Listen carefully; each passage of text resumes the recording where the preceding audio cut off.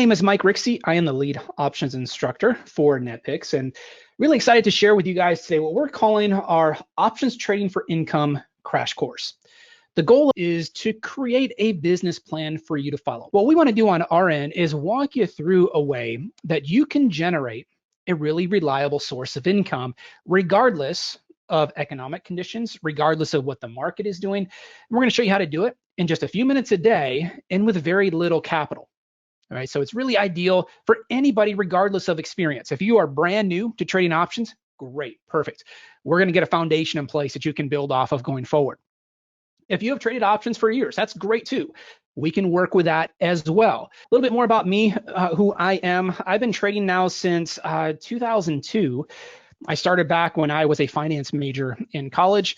Really got addicted to the markets early on. What I loved as a poor college student at the time, I loved the opportunity to be active in the markets with very little capital. In and out, couple of days, booking big profits. I mean, who wouldn't like that type of an approach? I had some success early on, and I say that cautiously. I made every mistake that you can imagine. So my first couple of years of trading was very up and down. Once I started to learn from my mistakes, started to get a system in place, that made all the difference in the world. And really that breakthrough came for me after I had a chance to go down to the floor of the Chicago Board Options Exchange years ago. And I saw how differently the professional traders down there approach the markets. And I got to interact with a couple of traders that kind of took me under their wing and taught me the ropes. And what I loved is that they were very open about what works and what doesn't.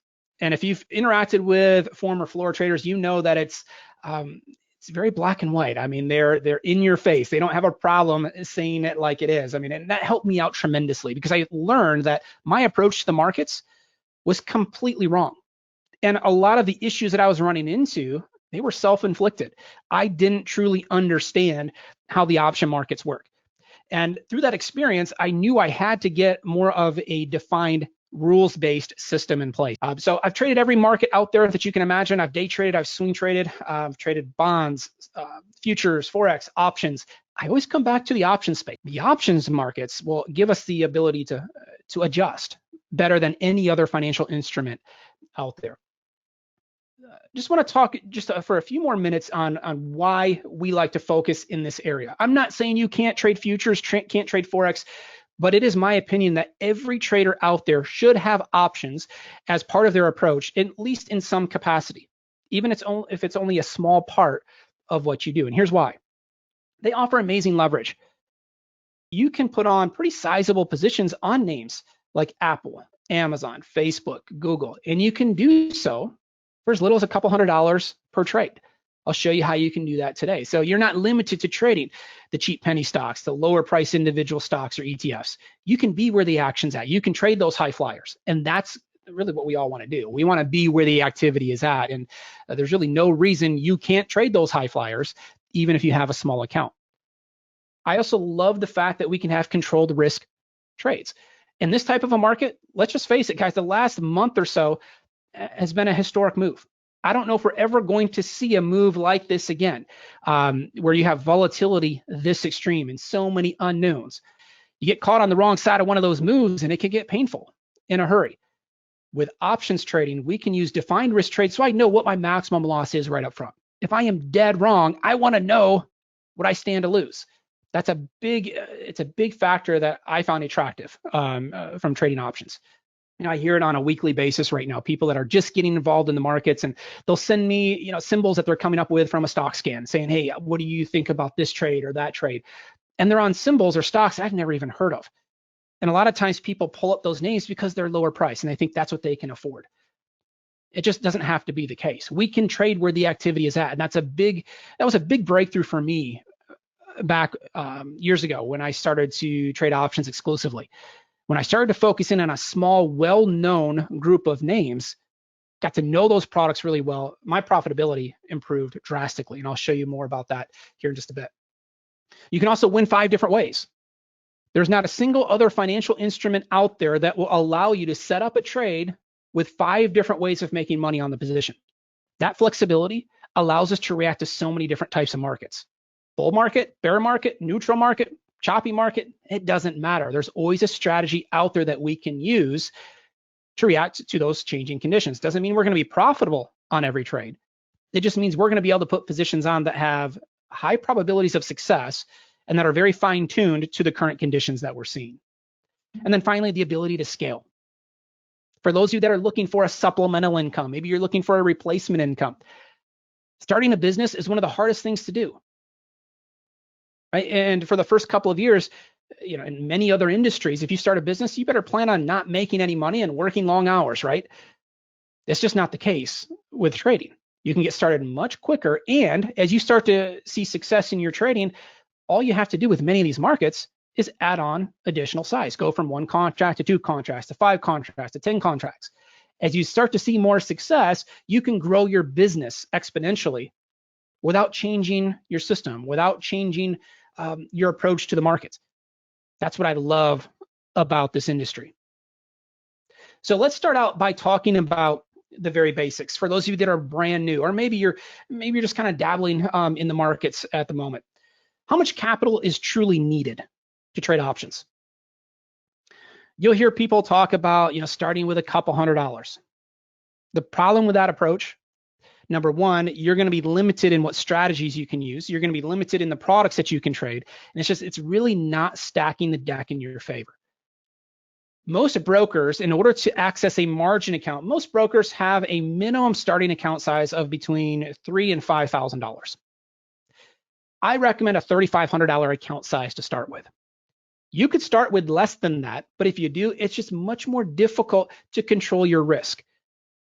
You start out with a $500 account or a $1,000 account, one losing trade has a pretty big impact on your account.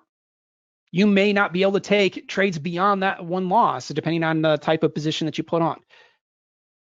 The key to successful trading long-term is to be able to take a large number of small trades and get your sample set of trades big enough. Over time, you can get the numbers to work in your favor. Even though you're going to have winners, losers, and break-evens along the way, if you start out with too little of an account size, you're going to have it more difficult. You're going to have a more difficult time getting the numbers in your favor. Okay, so $3,500 is what we recommend that you start with. You really want to have that account size where you can keep your risk between 2 and 5% of your account per trade.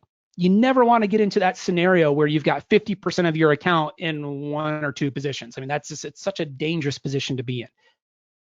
You might have a system that wins 70% of the time. Even with a 70% win rate, it is still statistically possible to have a losing streak of 4 or 5 trades in a row. With a small account size, if you're not careful, a couple of losing trades, you're crippling your account, when in reality, the numbers are still very good long-term. If you're not able to stick around long enough to get those numbers in your favor, that's the hang up for a lot of people. So we want you to start out $3,500 at a minimum. Ideally, if we can have that account size where you can keep that risk between 2 and 5% of your account, that's ideal. Now, there's 2 main types of accounts. Yes, you can get into retirement accounts and other types of accounts. That's a topic for another day. I want to talk about the 2 main account types that most options traders use. And you've got your margin account, you've got your cash account. Let's talk about the margin account first. The margin account, a lot of times people, they get intimidated by it because they think that they can lose more than what is in your account. The key to remember with an options trading approach, we're not using the margin to trade off of, but it is required if you want to use the vertical spreads, and you absolutely want to have vertical spreads in your arsenal.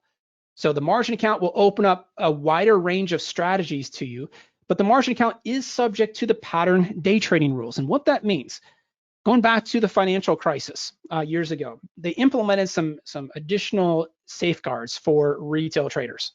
I don't agree with this one. I don't like it, but I have no control over it. And what it states, it tells you can't take more than 3 day trades in a 5-day stretch. Day trade is classified as a trade that is open and closed that same day. They give you 3 in a 5-day stretch before they cut you off. I don't like how that limits you. They give you a little bit of a cushion there just in case you do have the occasional day trade. The pattern day trading rule is there for any account size under $25,000. So it's not a deal breaker. It's not, it's not a huge drawback. It's just something you have to be aware of. You have to know that it is there for an account size less than $25,000. The cash account, on the other hand, is not subject to the pattern day trading rules. You can take as many trades as you want in a given session as long as you have the capital in your account. The problem there is the cash account is limited to long calls and long puts only. You're just going to limit yourself in the flexibility that you have. Ideally, I would love to have people open up a margin account to start with. That's going to give you the most flexibility with the strategies that you use. In this type of a market where we've seen some extreme volatility, probably a good idea to also open up a cash account. Just to have it there. We've had a lot of day trades the last month or so with the market so active. Opening up that cash account, if you're using Thinkorswim, let me pull mine up right now. Up at the top, you will see that I've got my account up in the upper left-hand corner of my platform. If I click on that drop-down menu, you'll see that I've got two different accounts here. I've got a margin account and I've got a cash account. And I can flip back and forth between the two throughout the day if I need to. You can link your accounts. You can do this in many other broker platforms out there as well. So if you run into that pattern day trading rule, you can flip back and forth between your accounts. With TD Ameritrade, you can log into their website and move money between the accounts as well. So let's just say you've got $25,000 in your margin account and you want to move $5,000 of that to your cash account midday.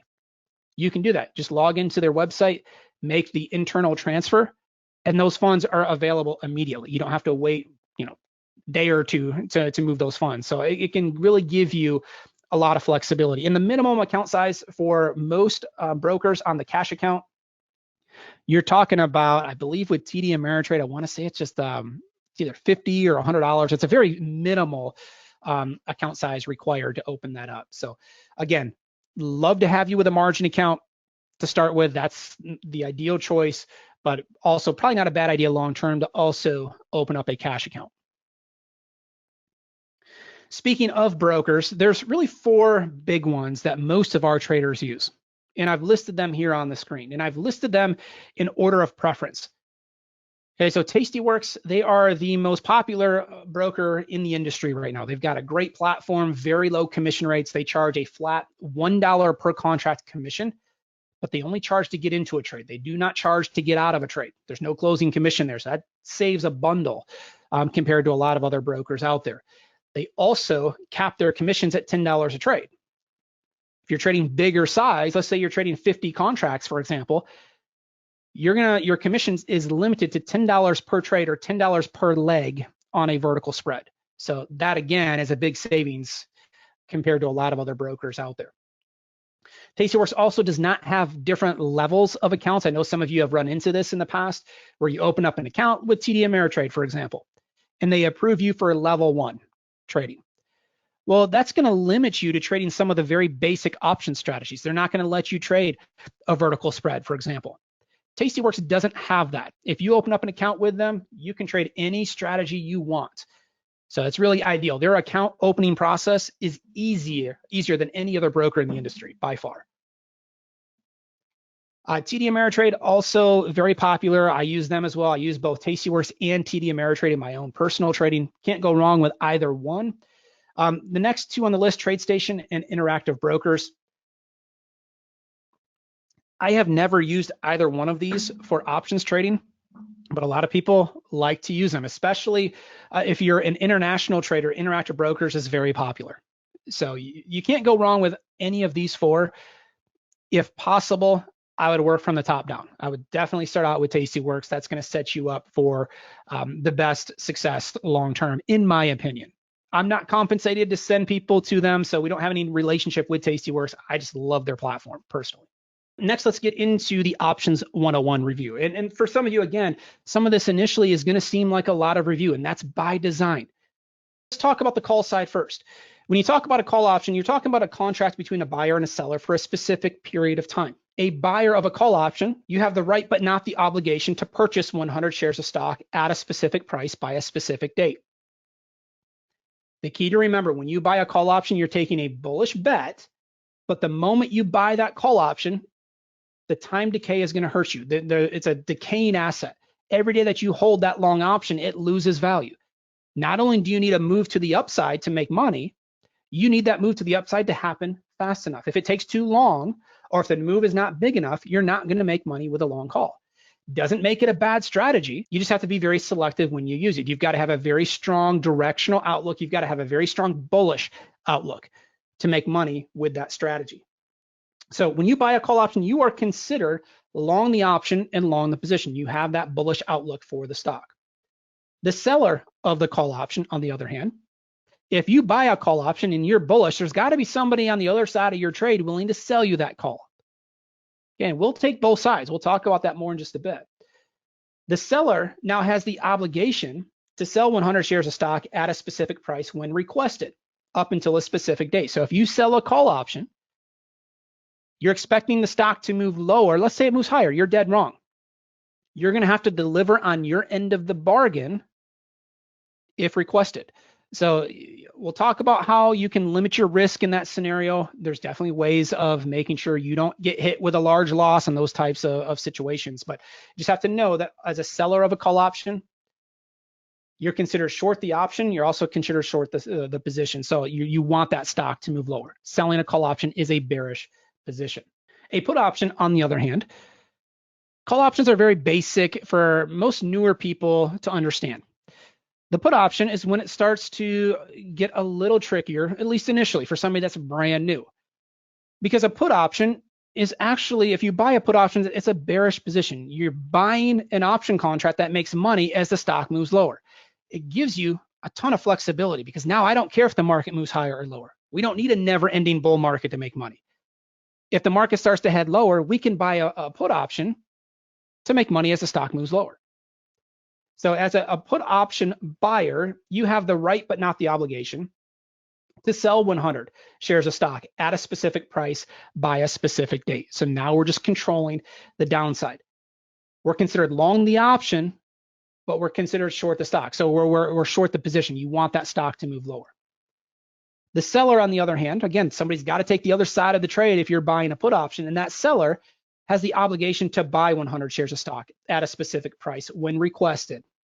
So if the stock, let's just say you sell a put option expecting the stock to move to the upside, and it doesn't, and that stock moves lower, you've got the obligation to deliver your end of the bargain. And you've got to deliver those shares of stock if requested. So again, it's not a huge deal. It's not a deal breaker. There's certainly ways that we can limit our risk with that approach. We will certainly sell call and put options. We just do so as part of a vertical spread, which we'll talk about in just a moment. Now, a standard option contract gives you control of 100 shares of stock. There are some mini options out there. Highly recommend that you stick to the standard options. They're going to have much better liquidity. You're going to find it much easier to get in and out of positions quickly and at good prices. The option price quote, when you look at them, they're going to be quoted, when you take a look at it, it's quoted per share. It's quoted per contract, but it represents a per share basis. So what I mean here, if you buy 10 contracts and those options are quoted at $1.25, you're going to take those 10 contracts, multiply it by $1.25, but then you have to multiply it by 100 because every contract represents 100 shares of stock. So your total cost here to buy 10 contracts would be $1,265. It'd be equivalent to 1,000 shares of stock. So when you see an option trading for $1, it's not going to cost you $1 to put that position on. It's going to cost you $100 because every contract represents 100 shares of stock. So a lot of times people, they'll come in and they start to trade options and initially, and they start to trade 10, 20 contracts, and that's fine as long as you have the account size to back it up, because you put on 10 contracts, all of a sudden that represents 1,000 shares of stock. You just have to understand the risk side of things. And a lot of times newer people overlook that. They just get so enamored with the profit side of things that you lose sight of the risk. There are monthly and weekly options available. You've also got some quarterly cycles as well. We trade a majority of our positions with weekly and monthly options. The monthly options will expire on the third Friday of the month. The weekly options, as the name implies, you're trading options that expire every week. So we'll use a mix of both. I'll talk about the sweet spot, and how much time we like to look for before expiration. Again, we'll use a mix of these just to know that the monthly options will always have better liquidity. They're going to have better volume and better open interest. It's going to make them easier to trade. The weekly options, they're nice in some cases. We'll use them. You just have to be cautious with certain products because the volatility, the volume and open interest is not as good with the weekly. So it can be a challenge to get in and out quickly and at good prices with some of those weekly cycles. So let's talk about the pricing model. We just talked about how a call option is bullish, a put option is bearish, very basic stuff there. So if you want to be bullish, why not just come in, buy a really cheap call option? The problem there is it's not just stock price that has an impact on the price of an option. If you buy a call option and that stock moves to the upside, that's going to help you, but there's also other factors in play. In fact, there's 6 inputs that go into the pricing model of an option. You do have the stock price, huge factor, but you've also got the strike price, time to expiration, volatility, interest rates, and dividends. All 6 of those go in to the pricing model to give you the current price of the option. The one wild card here, 5 of these 6 are pretty easily found. They're known. The one that's not is volatility. And it's known as implied volatility. So if we do a little math here, and unfortunately our broker platforms do this for us, we don't have to do it, but I'm just walking you through the nuts and bolts behind what's going on. If you do some math here, if we know what the current option price is, and we know that 5 of the 6 inputs are fixed, we know what those are, we can do some math to determine what level of volatility is being used to give us the current option price. It's known as implied volatility. Well, that volatility moving around, and it'll move around all day long, can have an impact on the price of an option. If you're long an option, let's say you bought that call option and the stock moved higher, while that stock is moving higher, if the volatility decreases, that's going to take some of your profit potential. Okay, and a lot of times people miss that. I know I did, at least when I first started back in 2002. One of the first trades that I took, it was around an earnings release, and I was dead right on the directional move in the stock. And I'm like, hey, I'm going to make a killing off of this position. I come in the following day and I look at my account. I'm saying, I barely made anything. What gives? What happened? So I called the trade desk, find out, okay, here's the situation. I bought this option. It moved in my favor, but I barely made any money. And they had to explain to me that, yeah, you were right directionally, but the volatility contracted and it got crushed after earnings. And because that volatility decreased, it caused my option to lose some value. And that was the deal breaker. So you have to pay attention to volatility. We'll talk about that more in just a bit. The volatility can impact what strategy we use and what specific option we use to trade. It has a big impact. When you start to hear about the Greeks, this is typically, and I have taught some classes in person, and when I start to talk about the Greeks, this is typically the time that people, you get the glazed over look, right? And you got people that are saying, okay, time for a bathroom break. This is the time to get up. Greeks can get very complex very quickly. What I want to do is just talk through some of the very basics so you understand when people start to talk about delta or theta, you know what they represent. Is it required to have a thorough understanding of all of these to be successful long-term? No, you don't have to have a PhD level understanding. But to have some basics in place will really allow you to stack the deck in your favor.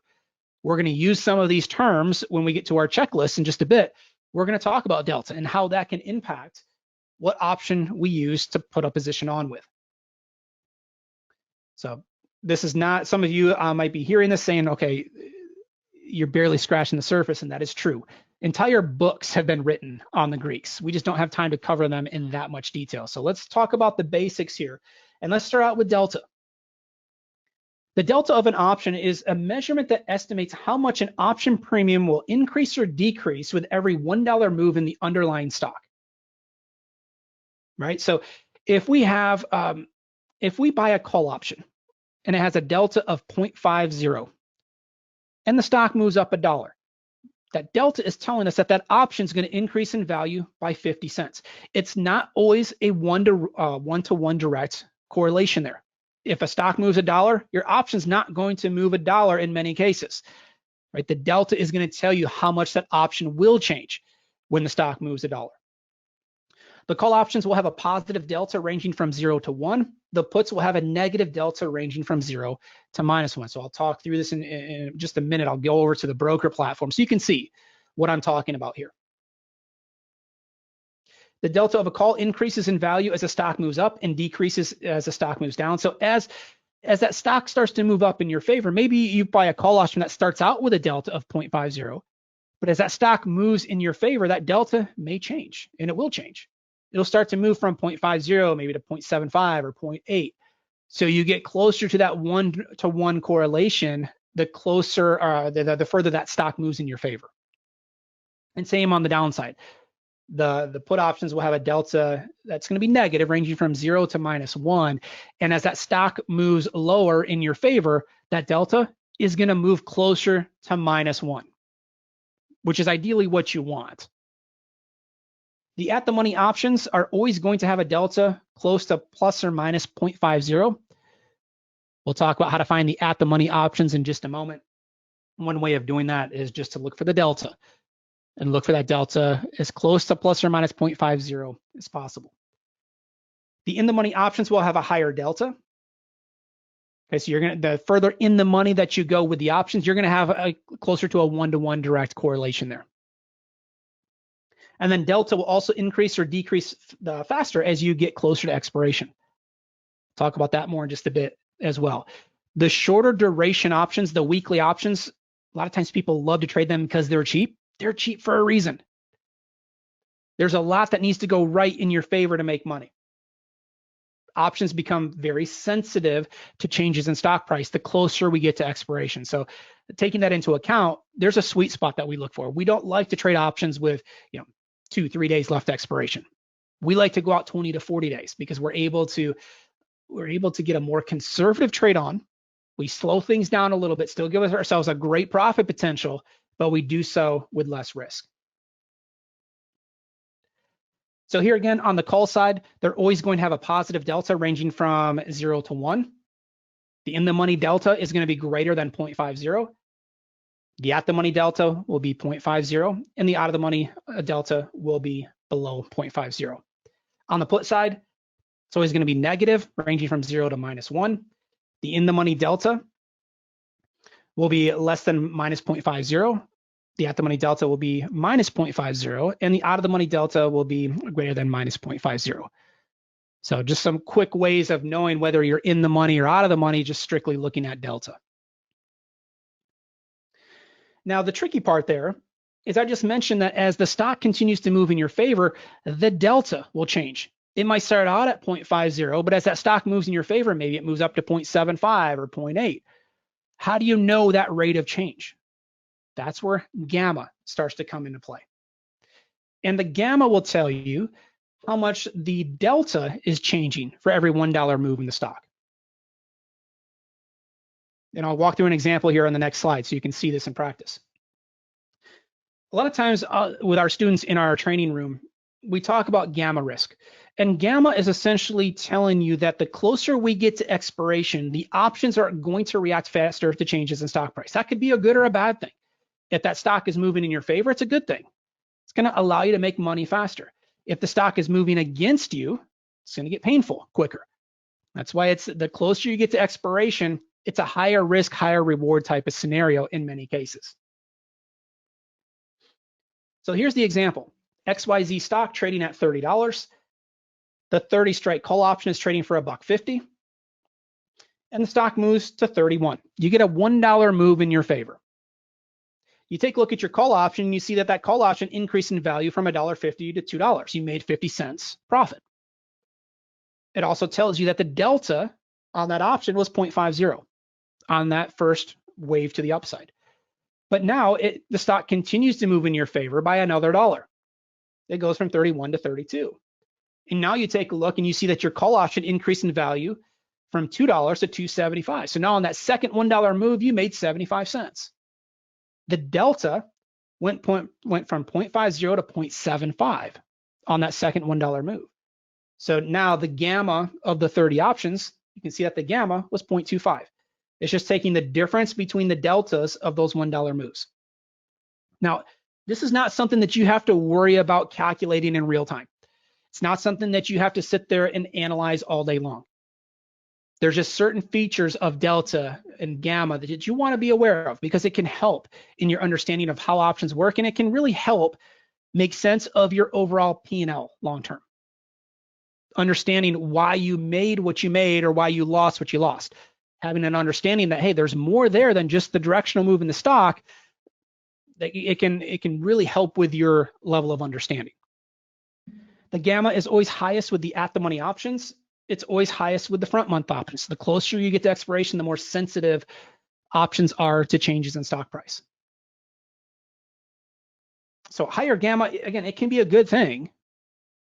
Higher gamma can be a good thing as long as the stock is moving in your favor and it does so quickly enough. The further in the money or out of the money an option moves, the more stable the gamma becomes. So all that I just mentioned comes into play when we start to talk about the criteria that we look for with a lot of these strategies. In a lot of cases, when I'm buying an option, I like to go in the money. It gives us a better profile on the trade. It starts to stack the deck in our favor. Now, the third and final Greek that we're going to talk about is the theta. And the theta is a measure of the time decay on an option with a one-day change in time. I mentioned here a few moments ago that when you buy an option, it's a decaying asset. Every day that you hold that option, there's a little bit of value that comes out of that option. It's not a bad thing necessarily. You can overcome it as long as the stock makes a decent size move in your favor and it happens quickly enough. If too much time passes, it's going to be more difficult to recover on the position. So when you take a look at the price of an option, it's got two values. It's got the intrinsic value and the extrinsic value. The intrinsic value does not decay. So when I say intrinsic value, I'm talking about the amount that option is in the money. That value is not time decay. The extrinsic value, the value over and above the intrinsic value, does represent the time decay. So when you go to an out of the money option, for example, they're cheap, but they're cheap because they're all time decay.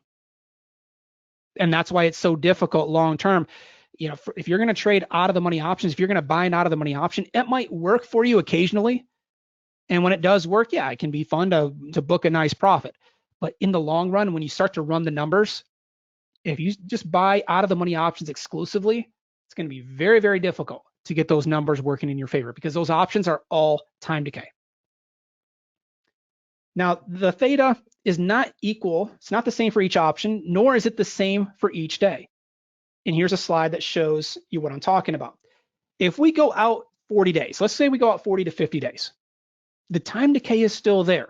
Those options are still losing value every day that you hold the position. But look what happens when you start to get closer to expiration. See how this curve starts to drop off a cliff? The time decay starts to increase. So instead of going out 40 days, which is right in this area here, let's say we decided to buy an option with 5 days left to expiration. See how when we start to go out 5 days, look how steep that curve is. The time decay drops off a cliff. During the last couple of weeks of expiration, that time decay gets extreme. You better get a quick move in your favor, and it better be a decent sized move in order for you to overcome that time decay adding up. That's why for us, the sweet spot is anywhere in that 20 to 40 day window. So if I go out 20 to 40 days, you can see on my crosshairs on the chart, between 20 and 40 days is this section right in here. The time decay is still there, but it's not as extreme. It's not something that we have to worry about as closely as we would with a short-term weekly option. So again, time decay, it decreases the farther out in time that you go. It's also going to be highest with the at the money option. It decreases the further in the money or out of the money that you go. That's another reason why I'd like to trade the in the money options. We're starting to stack some things in our favor. Doesn't guarantee we're going to win on every trade. It just means that we're increasing our odds of success. So again, it's highest with the front month options and it decreases the farther out in time that we go. Let's talk about the long call and long put here first. Let's start out with the call side. A lot of people love to trade long calls and long puts exclusively. And the comment that I hear from a lot of people is, I like to trade those types of strategies because they give a big profit potential, and more importantly, it's what I understand. And they think that it's the lowest risk type of position. When in reality, buying a call or a put is by far the most aggressive route you can take. You think it's the safest, but it's actually not. It's going to tie up the most capital, and it's only going to give you one way of making money. Again, I don't want to make it sound like I'm totally against buying calls and puts. I will do that in my own trading, but it's only a small part of what I do. The other strategies, in most cases, are going to be better use of your capital. You're going to have a better probability of success. In the case of a credit spread, which we'll talk about tomorrow, you're going to give yourself multiple ways of making money on the trade. They're more forgiving. So if you have a very strong directional outlook, let's say you've been tracking the markets, you've been tracking Apple, for example, and you have a very strong bullish opinion on that stock, I don't have a problem buying a long call. Here's how I would do it. So you have to make sure you're bullish. My typical duration, and what I find to be the sweet spot for options trading, is holding a position anywhere from 2 days and out to 3 weeks. Can you day trade options? You can. I just don't recommend it. I think it's going to be a very difficult ball game to be successful with long term. Everything that I do as a trader is backed up by numbers. Okay, so I want to make sure that I'm using the strategies and using the options that best set me up for long-term success. And what I have found through, thousands of hours of testing and thousands of trades that I've taken, my sweet spot is looking to take positions from 2 days and out to 3 weeks. We do have an unlimited profit potential, as you can see on this P&L graph. It's a great looking graph, right? Limited risk, unlimited profit potential, a lot to like about that. Our risk is limited to whatever we pay for the call option. The problem here is the moment I buy that call option, the time decay is hurting me. I need a big enough directional move in my favor. It's got to happen quickly enough for me to make money. So again, time is of the essence when you're trading long calls and long puts. So here's the criteria. The first couple of steps seem pretty basic, but again, it's the missing piece for so many traders. Number one, wait for your system to produce a valid setup that fits your trade plan. A system is not, it can't be watching financial media. It can't be turning on CNBC or Bloomberg or Fox Business and hearing what somebody says they think the market should do. That's not a system. What I try to do is block out all the noise. I don't have any financial media on ever. I just don't. I don't want to be distracted by it. I want to base my decisions off of price action on the chart. And what I'm looking for is, what is price action going to do over the next couple of days, the next couple of weeks? What happens 6 months from now? What happens 12 months from now?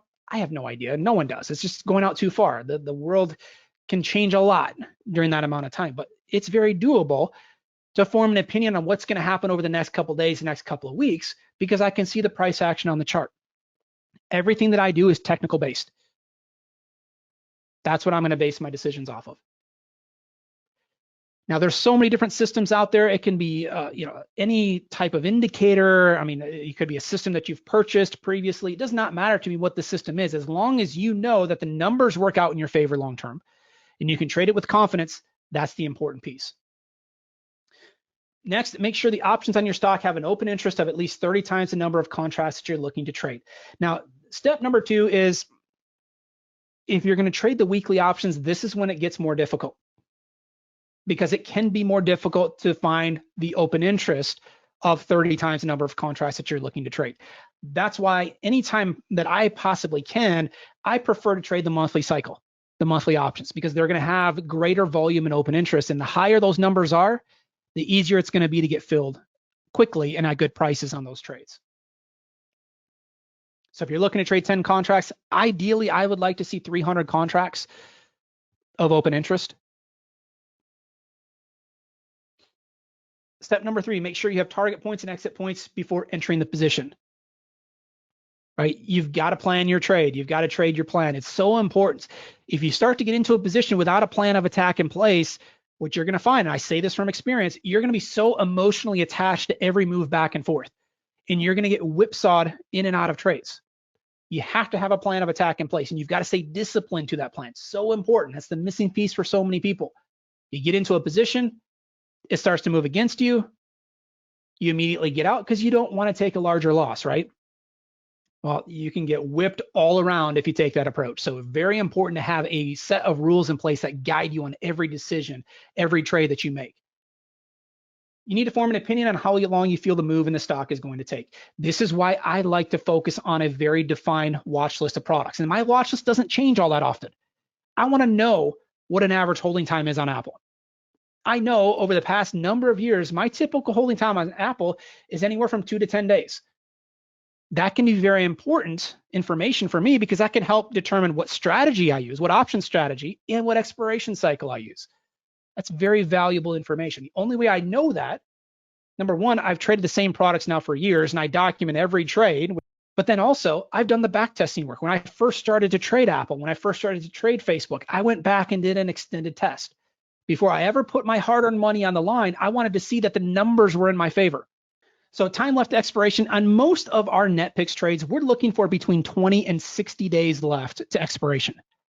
That could be a monthly or a weekly option. Remember, when you trade the weeklies, you've got multiple weekly cycles. You don't have to trade those weekly options expiring 7 days from now. You can still go out a couple weeks and be in that 20 to 60 day window. That's typically where you're going to find the most liquidity in the options. And it's also going to give us the best bang for our buck. Remember what we talked about on delta and gamma and theta for that matter. The options become more sensitive to changes in stock price the closer we get to expiration. The theta, the time decay, picks up, right? So the sweet spot, if we go out 20 to 60 days, we get the benefit of delta and gamma helping us while also limiting the impact of the time decay. That's why we go out 20 to 60 days. Could you go out 6 months and trade some of the longer duration options? Sure. But if you go out too far and you get a quick move in your favor, those options just they're not going to react as quickly. So if you take a look, let's just say you went out with an option with 60 days left and you put on a trade here over the last month, a lot of these trades are done in a day or two. If you go out too far, you're just not going to get as big of a return. So over thousands and thousands of trades, we have found that 20 to 60 day window is typically where we want to be in as far as time left expiration. If the VIX is above 15, I don't have a problem looking at the shorter term weekly options with between 7 and 20 days left. We're in an environment right now where the VIX is incredibly elevated. It's high. We're seeing a lot of quick volatile moves back and forth. I don't have a problem trading more weekly option in this environment because the time decay, if we're planning on getting in and out of a trade in 24 to 48 hours, that time decay is really not going to be as big of an impact on the overall profile of the trade. So going out 20 to 60 days, now let's talk about what strike price do we go with. I typically like to be in those options that are 1 to 2 strikes in the money from the entry point on the chart. In other words, I want to take a look at an option that has a delta of between 0.6 to 0.65. That's the sweet spot. Could you trade the out of the money options? Could you trade the at the money strikes? You could, but as you go that route, you might save a little bit of money on those options, but you need more to go right in your favor to make money that way. So it's just not really something that I do. If you're going to trade an at the money option or an out of the money option, you just have to have a very strong directional outlook. You have a very strong opinion that move is going to happen quickly. And then finally, manage to trade according to your trade plan. We've already talked about that. I put that in multiple times because that's how important it is. Once you have that trade on, see that trade to conclusion following your trade plan. So you can see on the screen, I've just got a daily chart of SPY. You can see the pretty massive recovery that we've had off of the lows the last few weeks. It's been unbelievable on the upside. But now let's go from that daily chart. Let's go over and take a look at some of the individual charts on our list.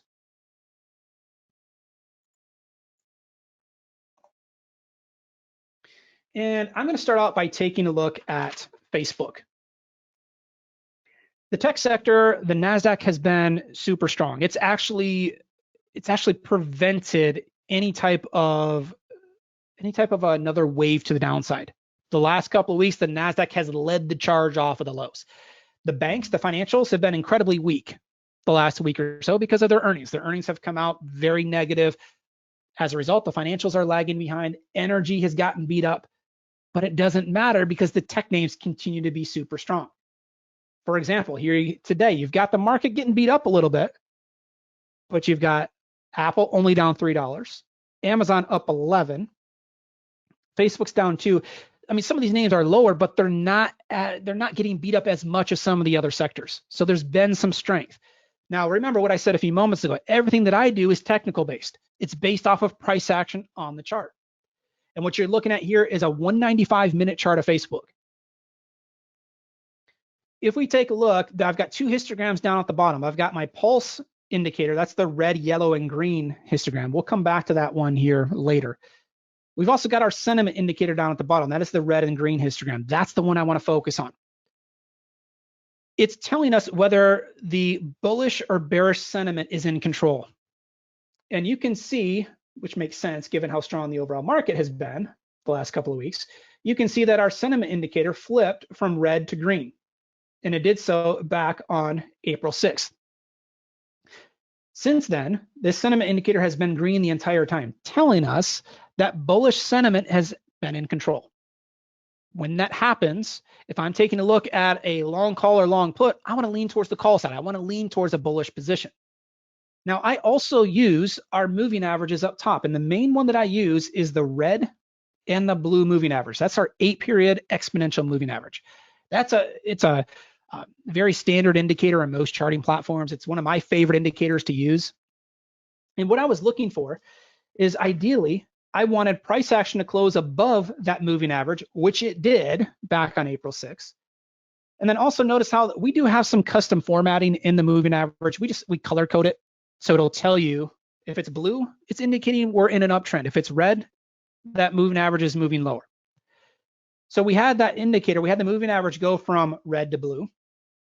We had price action close above the moving average. That put us into a bullish mode. We wanted to take a look at either a long call or a long call spread. Now, our entry point, let's go ahead and jot it down. Our entry point, where's the blue dots here? And again, I don't want to get too far off track here talking about these indicators in more detail. I want to focus in on how do we structure the option trade.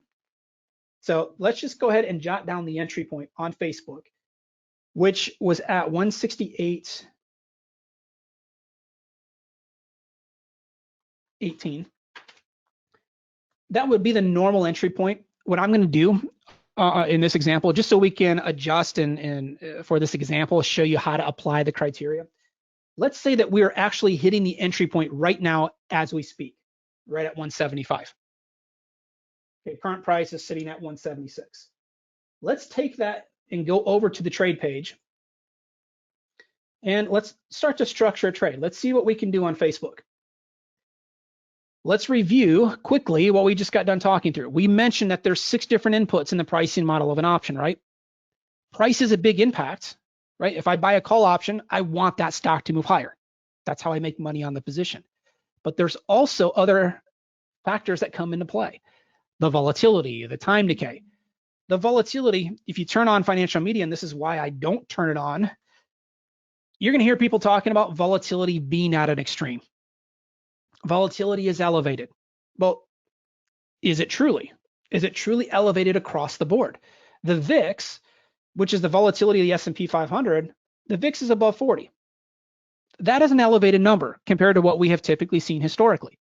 But let's take a look at the individual stocks on our list, because the VIX the VIX being high does not necessarily mean the volatility is going to be high for Facebook as well.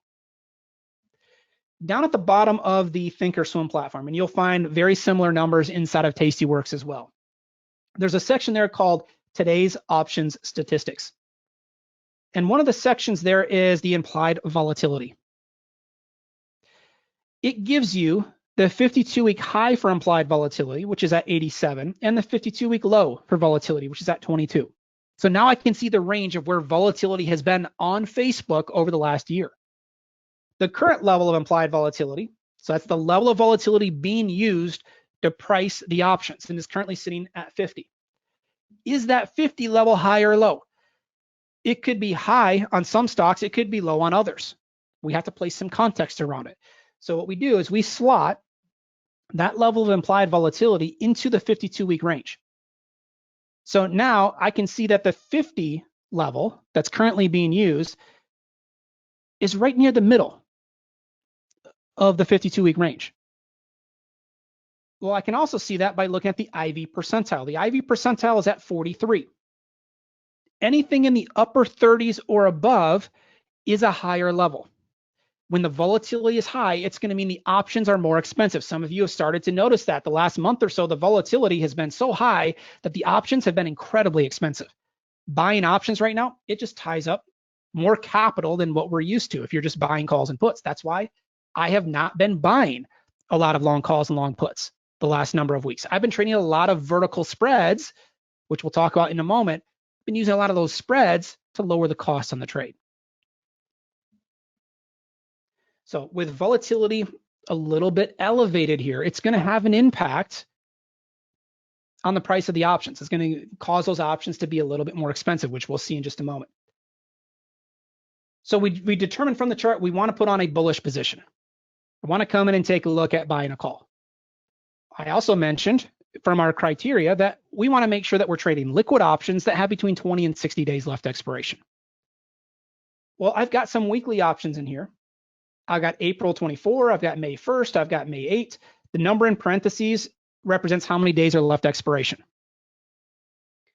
I want to be in that 20 to 60 day window. So I've got the May 8 options with 23 days left, or the May 15 monthly options with 30 days left. If I open both of those up and you compare them, the calls are on the left, the puts are on the right. If I compare the volume and open interest columns here, take a look at the May 8 weekly options. There's some activity in here. You've got open interest in the hundreds of contracts.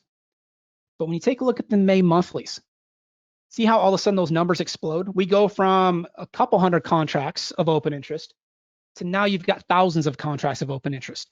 That added liquidity is going to make it easier for you to get in and out of trades quickly and at good prices. The trade-off there is they're going to be more expensive. The farther out in time that you go, those options are going to be more expensive. All right, so let's go ahead and take a look at the May monthlies. Let's go where the liquidity is at. I also mentioned from our criteria that we want to go 1 to 2 strikes in the money from the entry point on the chart, or go with the option that has the delta between 0.6 and 0.65. I've got the delta column here on my trade page, and you can see that those deltas on the call side are all ranging between 0 and 1, right? It's exactly what we talked about a few moments ago. Ideally, I want to go with the option that's slightly in the money. I look at the 170 calls and they have a delta of 0.62. That's right inside of our sweet spot. That meets the criteria that we talked about. It's got good volume, good open interest, good delta. If I were to buy a long call option, that would be my desired choice. The price of those options right now, right around $1,280. That is expensive, right? It's expensive because volatility is high. So we just got done talking about when volatility gets high, the options become pricier. Here's a mistake that I see a lot of people making. Let me open up more strike prices. You look at that and say, I can't spend $1,200, $1,300 just to buy an individual call option. That's just way too much risk. Fair enough. One of the other options that a lot of people have is, let's just say you go out and you go to the 200 call.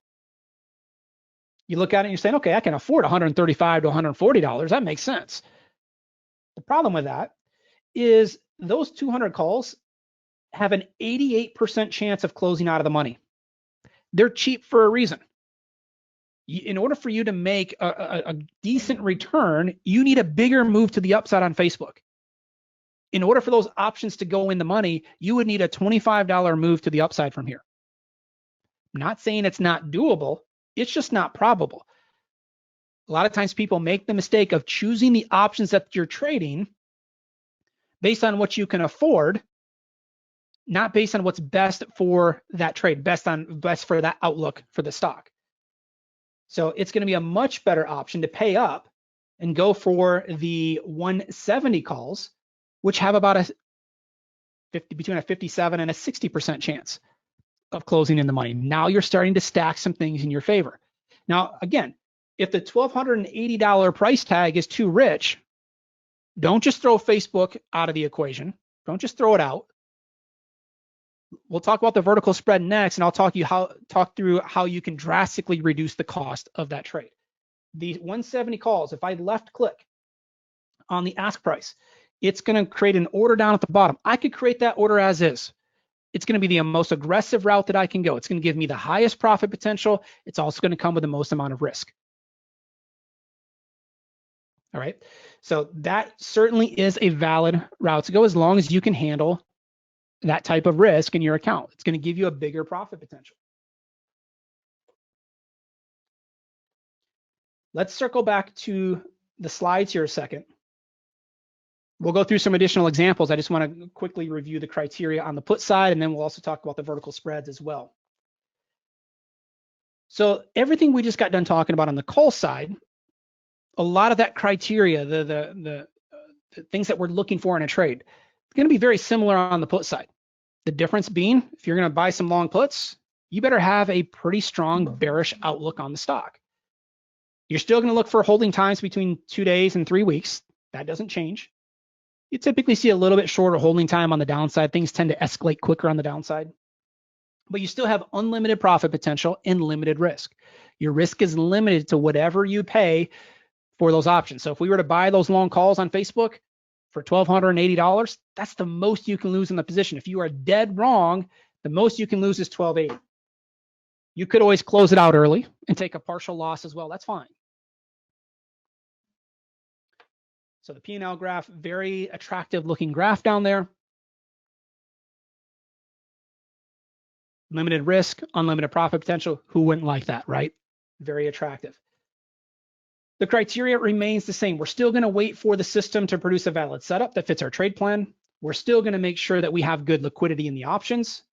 We're going to make sure that we have a plan of attack in place, which we'll talk about more in just a moment. So we want to have target points, exit points in place before we put the position on.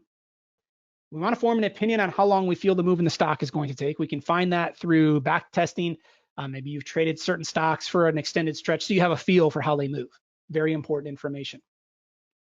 We're going to look for between 20 and 60 days left to expiration on the options.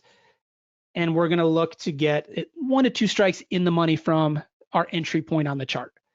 So the criteria very similar between calls and puts.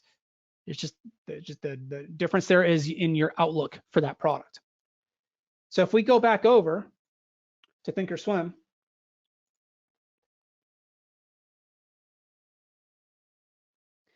and let's go ahead and take a look. See if we can find a short setup here. All right. So this is symbol FAS. It's one of the exchange traded funds that we like to trade, focusing on the financial sector. And you can see on the chart, it might be a little bit tricky. If I zoom in, you'll see that we're kind of getting the sentiment indicator to flip back and forth between green and red. The last couple of bars, it's kind of been hovering and straddling the 0 line. We're very close to getting that thing to go red. We've already had the 8-period exponential moving average flipped from the upside to the downside. It's gone from blue to red. That's indicating that bearish sentiment's starting to take over. We've got the candle closing below that moving average. There's a lot starting to stack up on the downside. So let's say we wanted to determine, we wanted to put on a bearish position with long puts. Okay, so let's go over to the trade page, switch this from Facebook to FAS. So on FAS, again, the volatility down at the bottom is at 46. The IV percentile is at 46. Anything in the upper 30s or above indicates that volatility is at a more elevated level. The reason I keep pointing this out is as we start to talk about the vertical spreads, that volatility being elevated can have an impact on what strategy I use, whether I trade a long call or long put or a vertical spread. In this case, we haven't gotten to the vertical spread criteria yet, so we're strictly talking about buying long puts at this point. We're going to go back to those May 15 monthly options, the ones with 30 days left to expiration. We're going to stick with those just due to liquidity issues. If I compare the liquidity between the weeklies and the monthlies, I mean, it's a pretty drastic difference. And the weeklies, they're available, but there's just not a lot of activity in those weeklies. The monthlies, certainly going to be an easier product to get filled on. So let's say the entry point is just being hit on the chart. We want to put in a bearish position on FAS. The current price is at 26, just over $26 a share. We have dollar-wide strike prices available to us down the middle column. We want to get slightly in the money. Again, I want to get 1 to 2 strikes in the money, or find the delta between minus 0.6 and minus 0.65. That's the ideal scenario. So if I go, the put options are on the right. The at the money puts are going to be the 26 puts. How do I know that? Because that is the strike price that is as close to the current stock price as possible. I want to go 1 to 2 strikes in the money from there. If I go 1 strike in the money, I'm looking at the 27 puts. If I go 2 strikes in the money, I'm looking at the 28 puts. So which one is it? I post this rule as looking at for that option that's 1 to 2 strikes in the money, and I do that to give you a little bit of leeway. Here's why. If one of those options has a distinct advantage of having more liquidity over the other, that's going to make the decision easy for me. Whether you go 1 or 2 strikes in the money is not going to have a big impact on the overall outcome of the trade. It's not going to make the difference between success or failure. It's going to make a difference potentially in how easily you can get filled on your order. Well, if I take a look at the 27 puts, they do have slightly more open interest and slightly more volume. And it's still, I mean, it's not, it doesn't have near the liquidity as an Apple or a Facebook would have. But let's just say we decide to go with the 27 puts. It gets us 1 strike in the money. We're talking about, right now, if I left click on the ask price, we're talking about $490 per contract.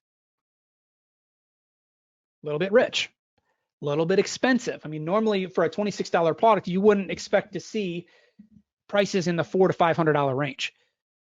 The problem, if you go further out of the money to lower the cost of the trade, again, if you go all the way out, let's just say you go out to the, say you go out to the 10 puts. That's too far out. Let's go out to the 17 puts. Yeah, you're going to lower your cost down to $1.20.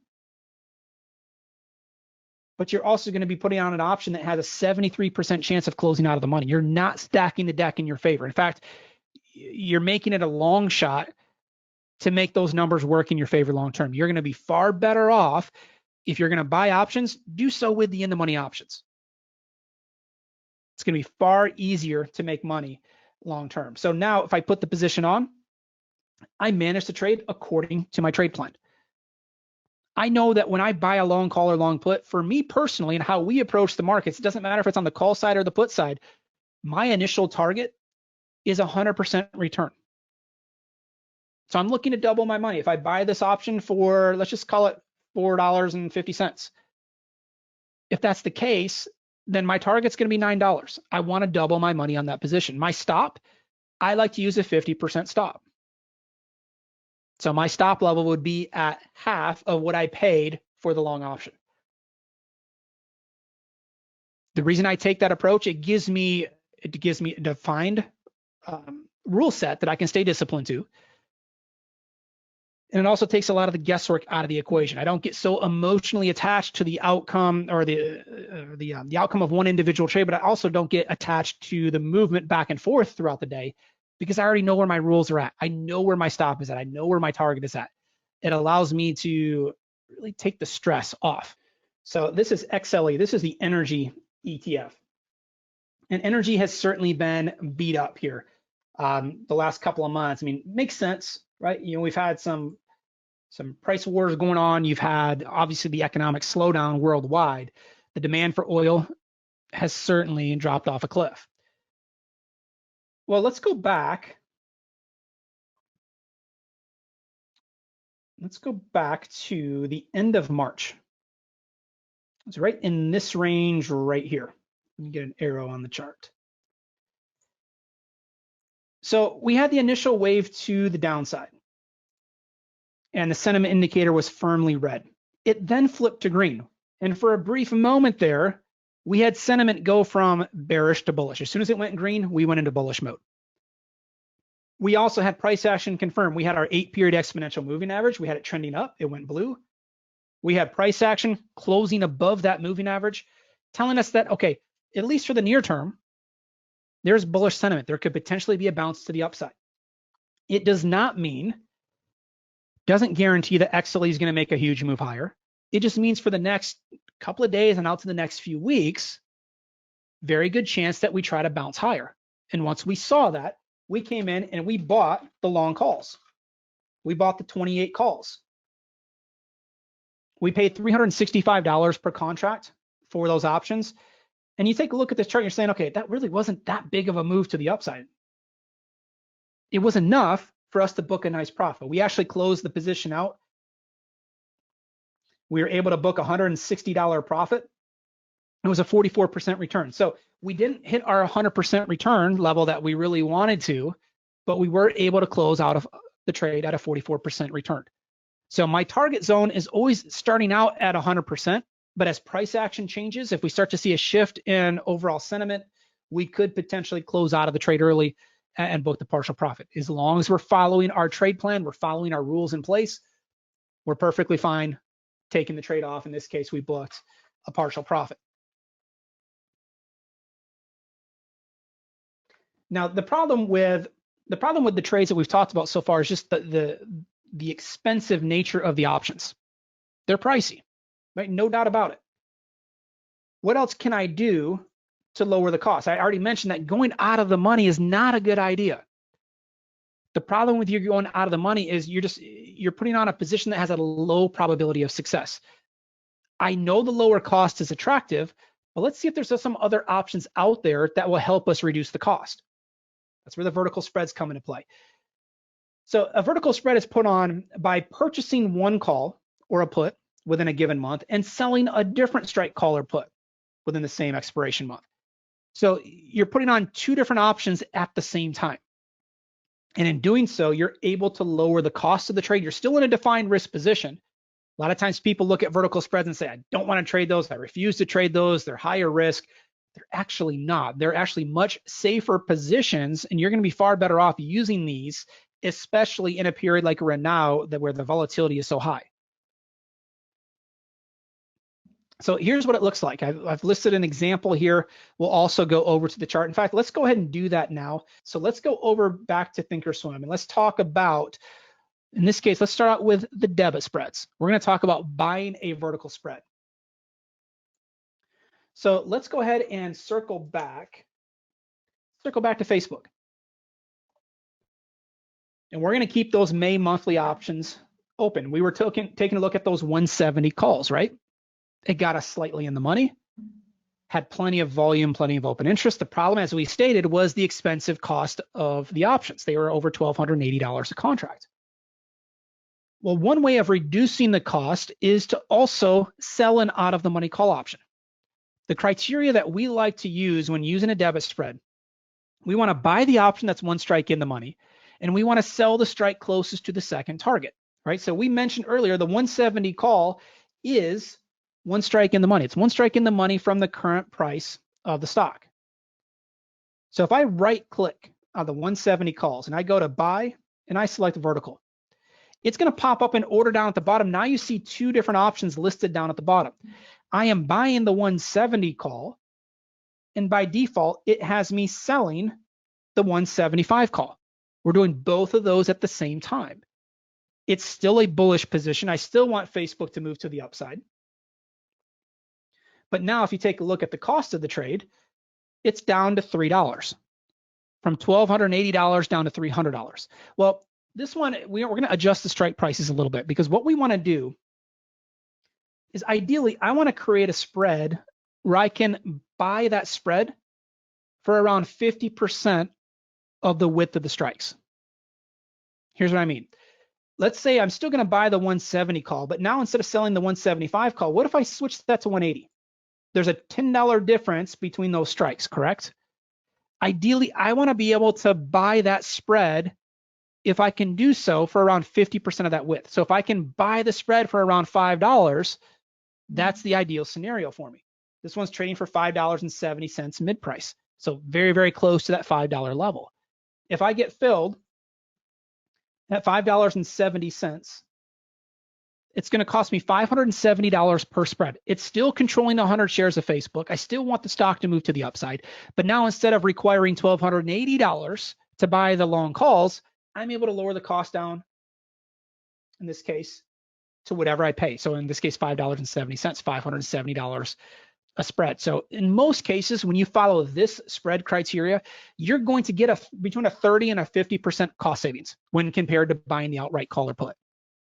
That's a huge advantage, right? Because now maybe you can't put $1,280 into a long call option, but maybe $500 is a little bit more doable. I'm going to show you how you can use a credit spread to lower the cost from $500 down to potentially $150 or less. So there's a lot of ways that we can use different types of trades to make sure the odds and the numbers are in our favor. We can react to different market conditions. We don't have to go to the cheap penny stocks. I don't have to go to the cheap out of the money options. There's things that I can do to lower my cost just utilizing different types of option strategies. So in this case, it doesn't change my outlook for the stock. It doesn't change what I am looking for on Facebook. I still want it to move to the upside. But in exchange for that lower risk, which again, I cut my risk in half by going with a debit spread, I'm also going to limit my profit potential. Because now if Facebook zooms to the upside, let's say it just explodes higher here over the next few weeks, anything above 180 on Facebook, and I'm going to lose out on. If it goes all the way up to 220, I'm not going to profit as much as I would with a long call. So you're giving up the home run profit potential in exchange for the lower risk, which is a fair trade-off in many cases. I have no issue with that. That's something that I'm certainly willing to take long term. I've been doing that quite a bit in my own trading here the last couple of weeks. With volatility so high and the options so expensive, I've been trading a lot of these debit spreads. Now the same goes on the put side. It does not matter whether you're using the call side or the put side, the criteria is still the same. I like to go out 20 to 60 days to expiration. I'm going to buy the option that's one strike in the money from wherever I'm looking to get in on the chart. And then I'm going to sell the strike that allows me to structure the spread in a way where I can pay 50% of the width of the strike. So in this case, there's a $10 spread between the between the two options. I wanted to get in. I want to be able to put on the position and pay roughly $5 or so. Anywhere around that level would give me a favorable risk reward on the trade.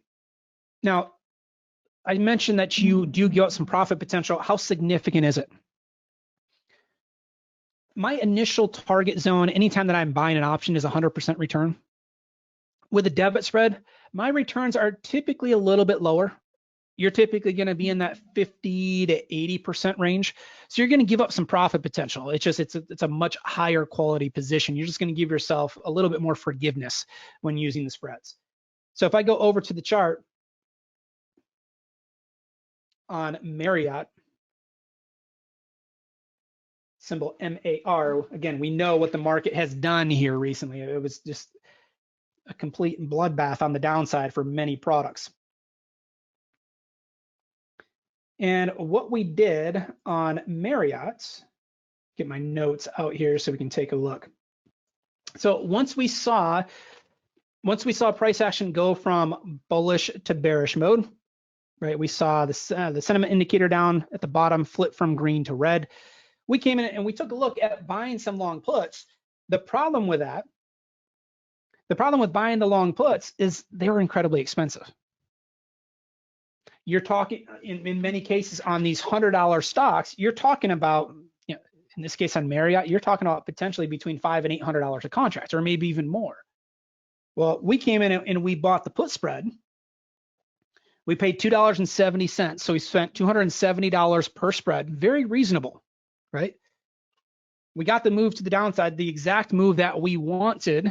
Anytime that you are buying a put or buying a put spread, it's a bearish outlook. We want that stock to move to the downside. As long as it does, which it did here on Marriott, we were able to book the profit. We booked a $205 profit per spread. That was a 76% return. And remember, a lot of these holding times, anywhere from a couple of days on out to a couple of weeks. Now, the beauty of taking this approach, number one, we're starting to build our toolbox. Now we've got long calls and long puts available to us. Now we've added in the debit spreads. Tomorrow we're going to add in the credit spreads. So now we've got 2 of 3 strategies that we want to add. We've got them added to our toolbox. It's going to start to give you more flexibility. Also, we're starting to establish a diversified list of products. We've talked about Facebook. We've talked about Marriott. We've talked about FAS. It does not matter the product that we look at. The criteria is always the same. Notice when I have gone, when I go over to a trade page of Facebook, I am not going to the options that look attractive based on price. I'm not going to the options that look like I can afford those options. I am trying to structure the trade in a way that's going to put the numbers and odds in my favor. That's the big difference. That's the missing piece for so many people. When I first started trading, I know it was a big issue for me. I would go buy the options that were super cheap, just place a bet, and then I'd sit there and scratch my head, why my account was just getting hit month in and month out. Well, it makes sense now because looking back, I didn't have the knowledge that I needed. I didn't understand the pricing model. I didn't understand that those out of the money options were stacked against me from the get-go. I don't have a problem trading the out of the money options. I'm just going to do so as part of a credit spread. All right, let me bring back up the slide. So everything I just talked about on the vertical spread is going to be covered here in the slides. So on the call spread, the beauty here is, again, my risk is limited to whatever I pay for the spread. My max profit potential on a spread is going to be the difference between the strikes minus the debit paid. Okay, so my max profit, if I go back to that Facebook example, there's a $10 spread that we were paying around $5.70 for. My maximum profit in that case would be $430. It's the difference, the $10 difference between the strikes minus the debit that we paid for the position. So now I'm in a fully risk-defined trade.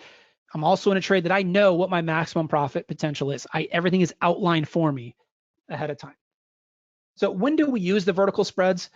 On the call side, we're going to use the vertical spreads when we're bullish and we want to lower the cost, when we want to define risk position. And ideally, okay, you can use the vertical spreads when the volatility is high as well, but anytime that you're buying an option, it's ideal to do so when the volatility is low. Because the lower the volatility, the cheaper we're able to buy the options for. The vertical spread is also a more conservative trade. I don't place vertical spreads strictly for the cost savings. In a lot of cases, if I wanted to be bullish on Facebook, for example, but I wanted to be a little bit more conservative, maybe I wasn't that confident in a big, quick move happening to the upside. The vertical spread would allow me to lower the cost.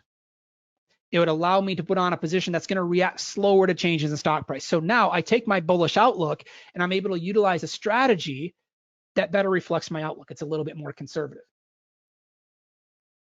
The ideal scenario is if that stock moves up to the strike price of the option that you sold, as long as it's at that point or higher at expiration, you're going to make money. Okay, so on Facebook, we want it to go up to that short strike. Was it the 180 call, I believe? Yeah, we want it to go up to 180, be at 180 or above over the next 30 days. If that happens, we're going to be able to make money on the position. So here's the P&L graph of a long call spread. It's still very attractive. You still have a really nice profit potential. It's just capped. The difference between this P&L graph and the long call has unlimited profit potential.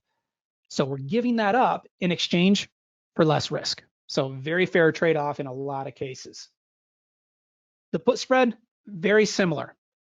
The only difference is we're going to put a put spread on in a bearish environment. You've got to have bearish outlook, and you're going to use it when you want to be a little bit more conservative. Whether you want to save some on the price of the trade, that's fine.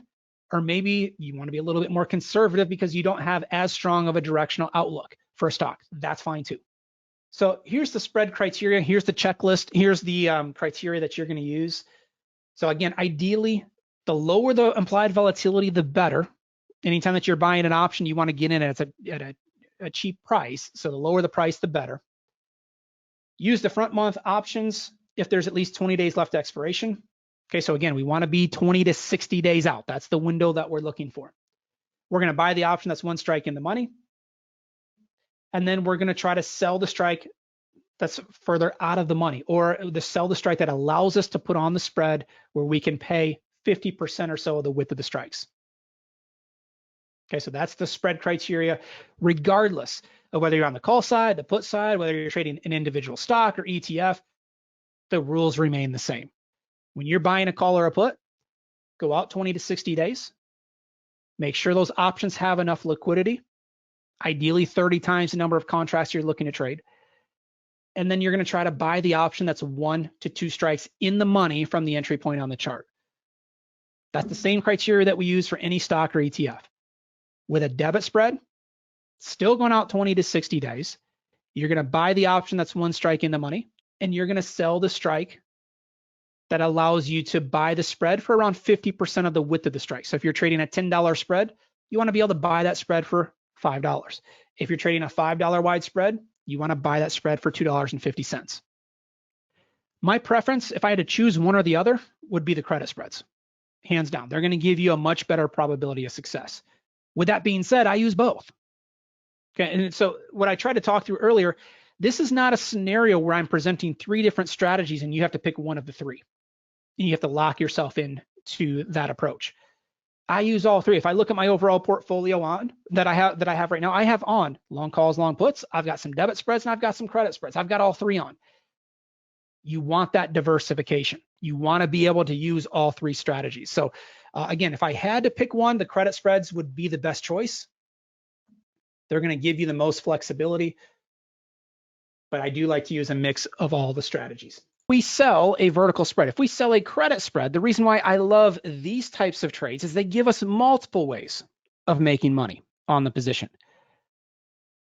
So we can actually make money in all 3 possible market moves, up, down, or sideways, as you'll see in just a moment. And we're putting time decay in our favor. We talked about time decay as being one of the inputs in the pricing model of an option. Talked about that yesterday. That time decay is now all of a sudden helping us with a credit spread. Finally, we make money if volatility decreases. So we're actually stacking the deck in our favor, giving ourselves 5 ways of making money on the trade instead of 1. As a result, you're going to have a higher winning percentage. Yeah, you're going to have a lower profit potential, but it's a fair trade-off in many cases because you do have so many factors working in your favor. So again, the debit spreads will give you a lower probability of success, but a higher potential return. The credit spreads, on the other hand, will give you a higher probability of success, but a lower potential return. So when do you buy a spread? When do you sell a spread? You're going to want to buy the spread, ideally when volatility is low. When volatility is low, the options are cheaper. So we can put on those positions for a lower cost. It doesn't mean you can't buy a spread in higher volatility. You certainly can do so. It's the ideal scenario when volatility is low. And we also will use these types of trades when you want to take a directional bet with lower risk. You would look to sell the spread ideally when volatility is high. When volatility is high, the options are expensive. Anytime you're selling anything, whether it be an option, your house, a car, you want to get the highest price possible. And when volatility is high, the options are more expensive. That's going to allow us to put on a credit spread with a better profile, with a better chance of success. Every day that you have an option position on, there's some value coming out of those options. It's known as the theta or the time decay. And over time, that time decay picks up. It moves in a non-linear fashion. So the closer we get to expiration, that time decay continues to increase every single day. If you're a buyer of an option, that's a negative. The time decay is hurting you. As the seller of an option, this whole graph here is moving in our favor. That time decay is helping us every single day. So that's what we're looking to take advantage of. We're looking to take advantage of this curve falling off a cliff that last couple weeks before expiration. Now there's 6 inputs in the pricing model of an option. You've got the stock price, the strike price, time to expiration, volatility, interest rates, and dividends. The one that is the biggest wild card is volatility, specifically implied volatility. It has a huge impact in the pricing of an option and the movement of an option going forward. If volatility is high, the options are more expensive. And if volatility contracts, if it moves lower, it's going to cause those options to lose value. Well, historically, when we get volatility to spike, we're in one of those stretches now, we don't typically see volatility stay high for all that long. It'll typically stay elevated for a couple days and out to a couple weeks. This is one of those historic stretches where it's been high for the last month plus. But in most cases, when volatility spikes, oftentimes it's overstated. And they pump a bunch of fear into the market. Once that fear subsides, that volatility is going to contract. It's going to move right back down to a more normal range. And as that happens, if we sell a spread, we can benefit from that volatility contraction. The bell curve, and I'm going to simplify this as much as I possibly can. And again, I'm only going to cover this for a couple of minutes. The bell curve takes a look at the statistical side of things, and we take a look at all of the occurrences that can take place. In this case, all the occurrences of the stock price movement. So we take a look and we see that 68.2% of the time. Okay, so you've got 34.1% here on the left side. You've got 34.1% on the right side. That's telling you that 68.2% of all occurrences will fall inside of a range. Stocks stay inside of a defined range a good majority of the time. However, you've got these wings here on the upside and the downside. What that's telling you is that even though it's not probable, there's still cases over time where stocks will start to move and they're going to reach either overbought or oversold levels. So if I go to the upside, if a stock breaks higher and it starts to get to a 1 standard deviation move, well, I know that a stock falls between a 1 and a 2 standard deviation move on the upside, only 13.6% of all occurrences. A stock will hit between 2 and 3 standard deviation moves, 2.1% of all occurrences. And past a 3 standard deviation move, only 0.1% of all occurrences fall outside of that range. What that means to me is if we start to see a big market move, in this case right now, the last couple of weeks, the market's been on a phenomenal move off of the lows. Specifically, the tech sector has been on a tear. And a lot of those stocks have quickly gone from oversold to overbought. A lot of those stocks are approaching between a 1 and a 2 standard deviation move on the upside. So I know the potential is there that those stocks could continue to move higher, but only 13.6% of all occurrences will fall outside of that range. I mentioned yesterday, everything that we do is numbers based. I don't look at the market as overbought because that's what CNBC is telling me, or Bloomberg, or Fox Business, or any type of newsletter. I'm looking at the numbers and statistics, and I am banking on the fact that once we hit these extremes, there's a good chance that price action will start to stall out or even reverse in the other direction. Because only 13.6% of all occurrences fall outside of that range on the upside. The same is true on the downside. Okay, you have the same odds on the downside of those extreme moves happening. Going back a couple of weeks when the market was on its lows, it didn't matter the stock that you were looking at. Pretty much every stock that we had on our list was at a 2 or a 3 standard deviation move on the downside. Well, we know if you start to hit a 3 standard deviation move on the downside, only 0.1% of all occurrences fall outside of that range. Did we know the market was going to bounce? No, we didn't have a crystal ball telling us that, hey, the bottom's in, the market's going to move higher.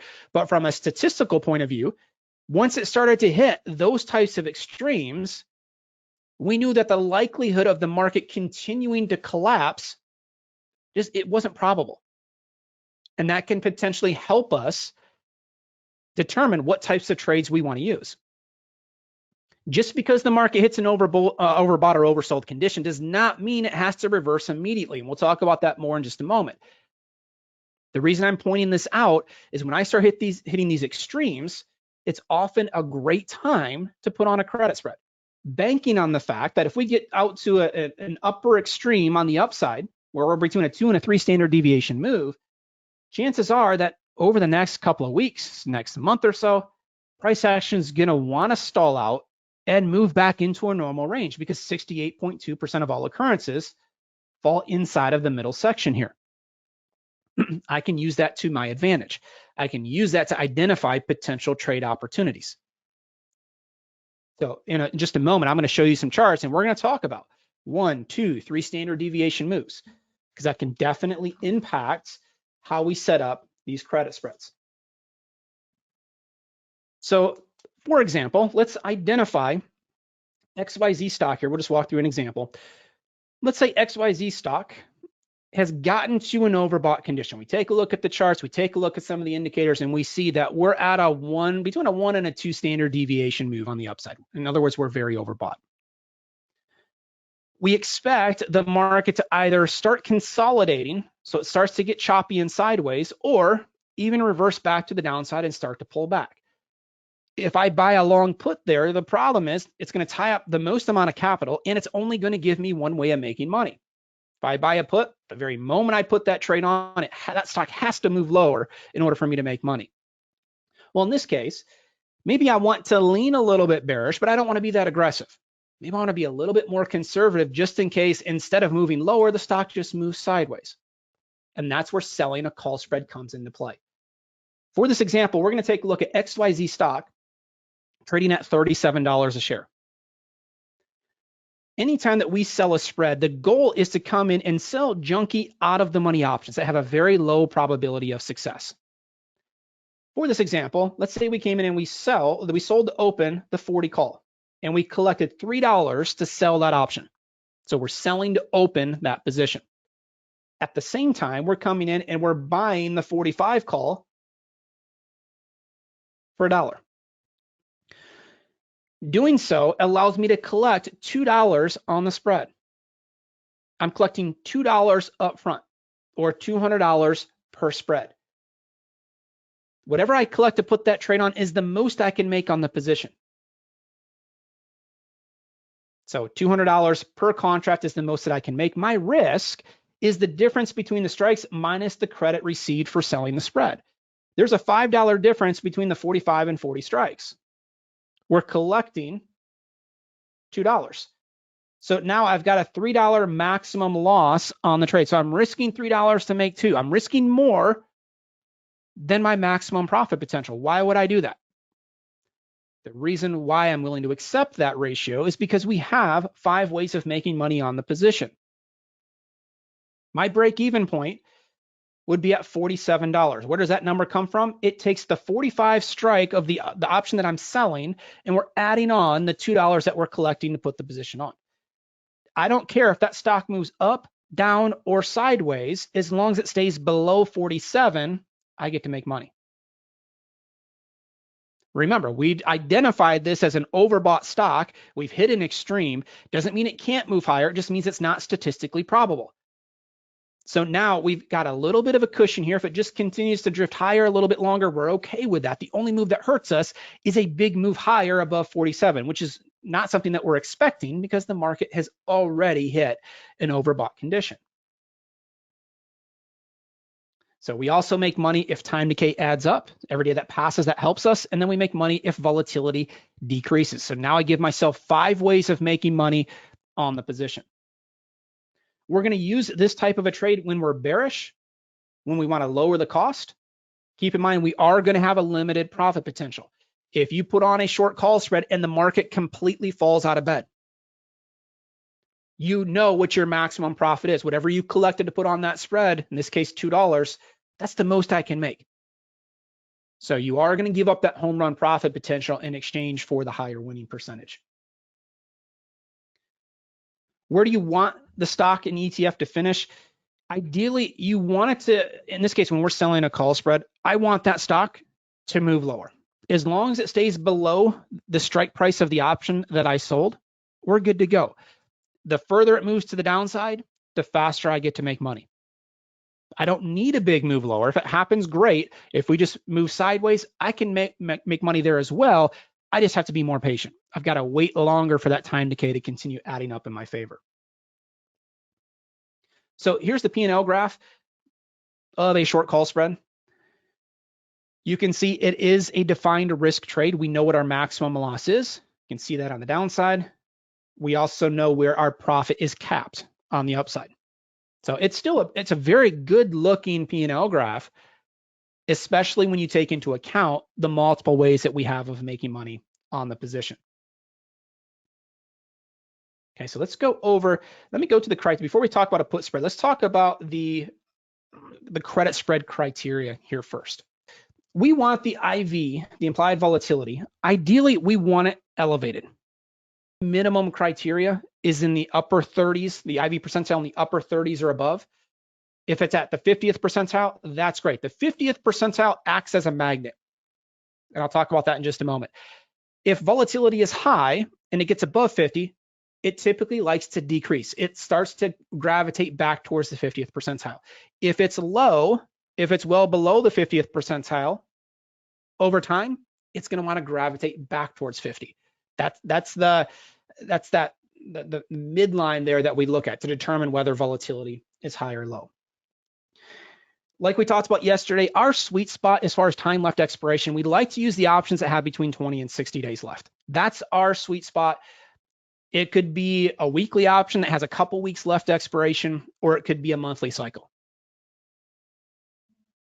And then the key here is we want to sell a spread, and we want to structure the trade where we can collect between 30 and 40% of the width of the strikes. For example, if I'm trading a dollar wide call spread, I want to be able to collect between 30 and 40 cents. If I'm trading a $10 wide spread, I want to collect between $3 and $4. It doesn't matter if it's an individual stock, if it's an ETF, doesn't matter if it's a tech name, a financial name, the criteria is always the same. And then once we're in the trade, the only way that I can book my maximum profit potential is if I hold all the way to expiration. That's not something I like to do. I like to close these trades out when I can keep between 50 and 75% of my maximum profit potential. That allows me to book the profit, free up the capital for the next trade, and avoid that expiration week. Expiration week can be very tricky because everything starts to speed up. That's when the gamma risk is the highest. We talked about gamma yesterday. It tells us how quickly the options change or how fast they react to changes in stock price. And everything gets more sensitive during expiration week. If we can avoid that week, that's ideal. So let's go ahead and let's take a look. Let's take a look at a short call spread here.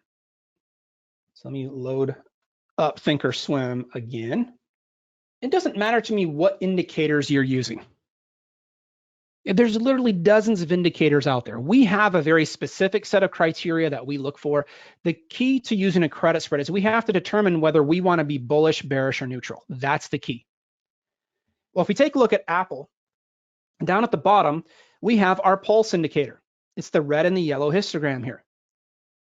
Notice how the yellow bars have plotted on the last 6 candles over on the right-hand side. What that's indicating is that price action is between a 1 and a 2 standard deviation channel move on the upside. That's when the bars will plot yellow. Well, we know, we just talked about a few moments ago, only 13.6% of all occurrences will fall outside of that range. Doesn't mean Apple can't move higher here. It just means it's not statistically probable. We're hitting a point now, based on historical track records, this is a stretch where, in many cases, you'll see Apple start to consolidate, start to reverse potentially back to the downside. Doesn't mean I want to buy a long put. I don't want to get that aggressive. I just want to put on a position that leans a little bit bearish in a more conservative route. Okay, so let's go over to the trade page. Let's go ahead and switch the symbol from EEM to Apple. So on Apple, we mentioned earlier that it's a very liquid product. You have got a lot of different expiration cycles that are available to you. The monthly options are always going to have the most liquidity.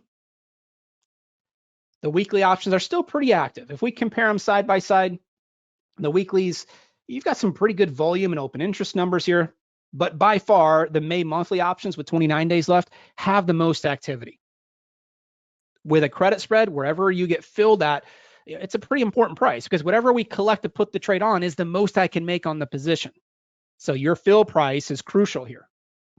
That's why, when possible, I want to trade the monthly options. To start out, I highly recommend that you do so. Once you start to get some trades under your belt, then you can certainly take it and apply the same material over on the weeklies. It's a little bit more difficult to get fills in some products. So let's just start out. Let's start out with the monthlies, with the May monthlies. Down at the bottom, there's a section at the bottom of the platform that's called Today's Options Statistics. And you can see the IV percentile on Apple is at 35. Anything in the mid to upper 30s or above is an attractive number to me. The higher the implied volatility, the more I can collect to put the trade on. It's not required. I don't have to have high volatility to put the trade on. It's just a nice benefit. When I do have it, there's a higher probability of success. If I look at all of my trades, I've documented every trade that I've taken for years. And when I take a look at the performance of my credit spreads, it's much better in stretches when volatility is elevated. You're able to collect more premium and give yourself a better profile on the trade. Okay, so now that we have looked at the volatility being at a decent level, it's not at an extreme, but it's at a level that's good for us to sell a spread. So let's go back up to the May monthly options. There's $5 wide spread strike prices here available on the options. Well, going back to the criteria that I showed you on the slide, I want to collect between 30 and 40% of the width of the strikes. I want to make sure that I use a spread where I can collect $1.50, between $1.50 and $2 would be an acceptable range. The issue that a lot of people run into with credit spreads and why so many people get frustrated with them long-term is a lot of times people get into the rut of risking 5, 6, 7 to make one. You can't make that work long-term. You can, however, make it work if you're risking between 2 and 3 to make one.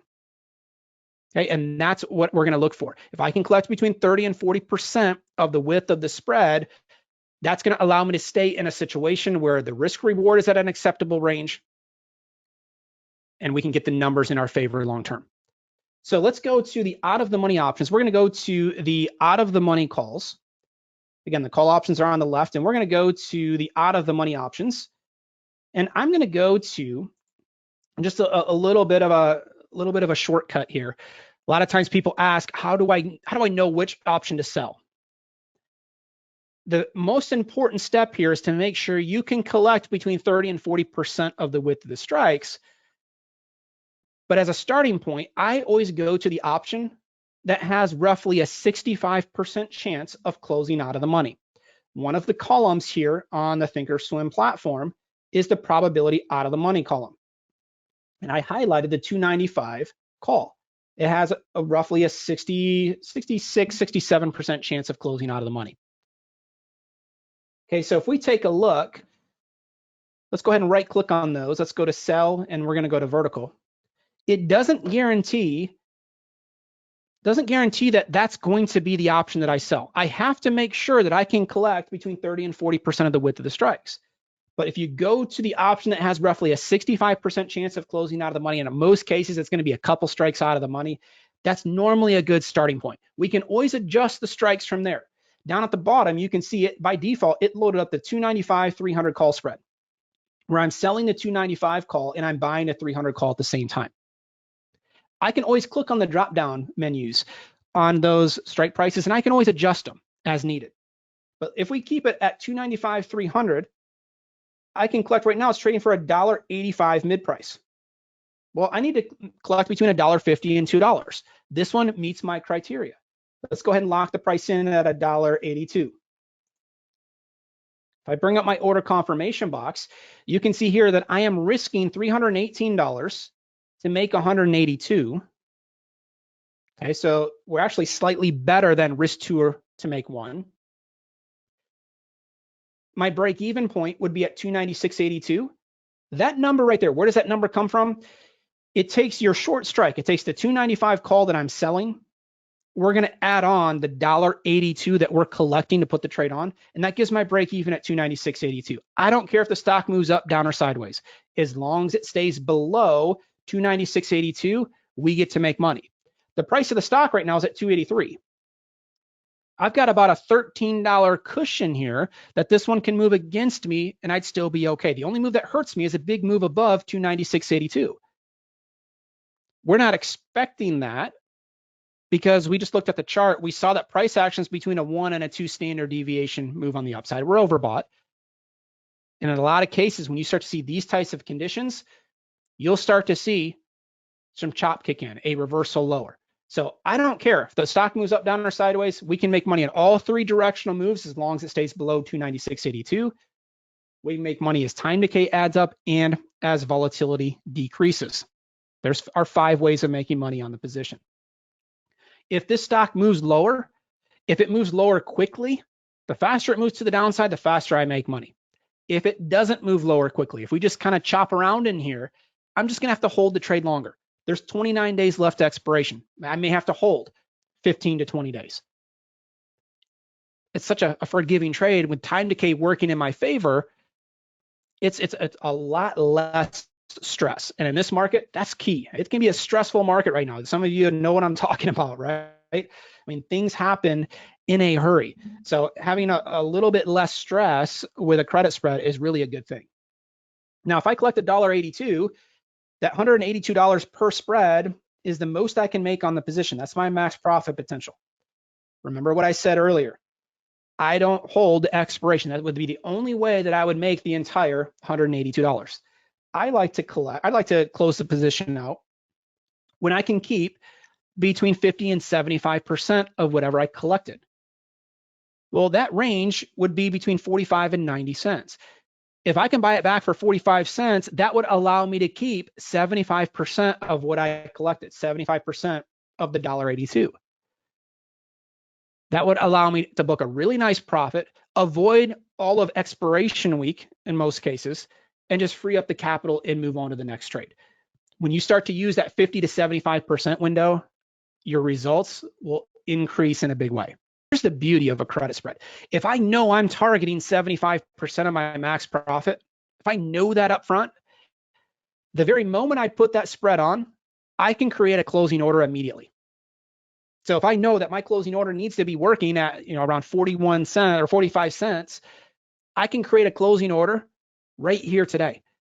Create the closing order for 45 cents. So now over the next 29 days, that order is working. So if it comes down and trades for 45 cents, I can potentially get filled there and not have to sit there and worry about tracking it all day long.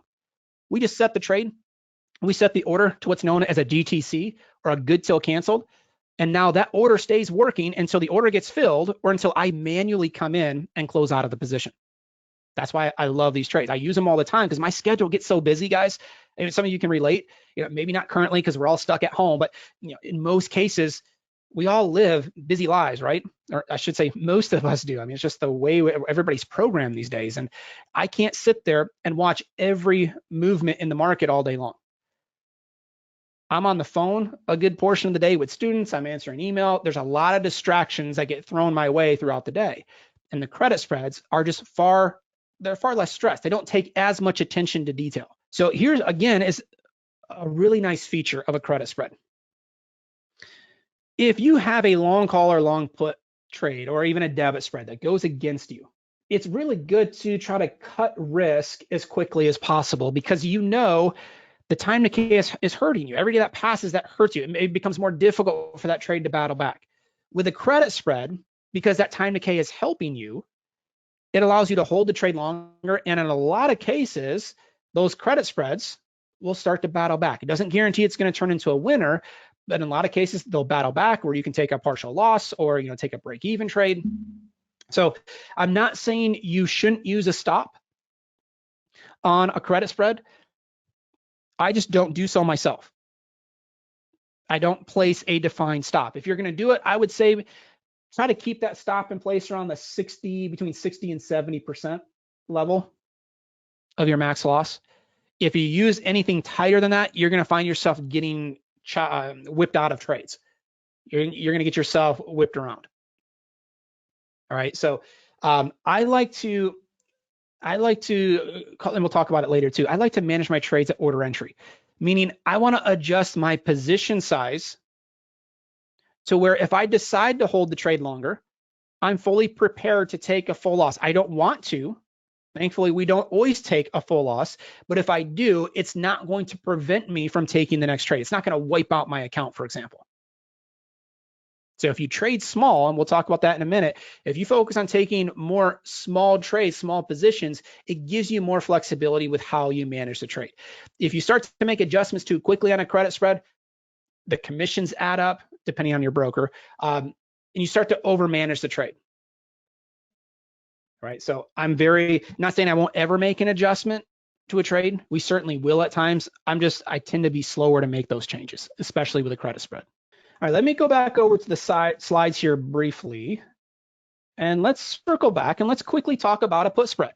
Everything that we just talked about as far as criteria goes and how to manage the trade and so forth, it applies to both the call side and the put side. If we come in and sell a put spread, it is going to be a neutral to bullish position. It's when you want to put on a trade that would benefit from a move to the upside, but just in a more conservative way. So if we take a look at XYZ stock, you take a look at it trading at $40. Let's say based on our analysis that we're looking at our indicators and we see that we're at an oversold condition. Doesn't mean the market has to bounce higher immediately. That's why I don't want to just buy a long call option there. I can do so in a more conservative way by selling the put spread. So it would look like this. I would come in and I would sell the 35 put. That's an out of the money put option. And I would collect $3 to sell that put. I would also come in and buy the 30 put at the same time. These are both in the same expiration cycle. You're not going to mix up weeklies and monthlies. If you're using the monthly options here, you're going to use both options in that monthly cycle. So if we buy the 30 put for $1, we're collecting that $2 credit to put the position on. That $2 credit is the most I can make on the trade. That's my max profit. My maximum loss is the difference between the strikes minus the credit received. So if there's a $5 difference between the 35 and 30 strikes, and we collect $2, that gives me a $3 maximum loss on the position. My break-even point would be at 33. And that number right here that's calculated by taking my 35 strike that I sold, 35 option that I sold, and we subtract the $2 credit. So now I don't care if the stock moves up, down, or sideways, as long as it stays above 33, we get to make money. So when would you use a short put spread? When you want to lean bullish, but you want to lower the cost and give yourself a higher probability of success. You give yourself multiple ways of making money on the position. All right, so let's go over and let's take a look.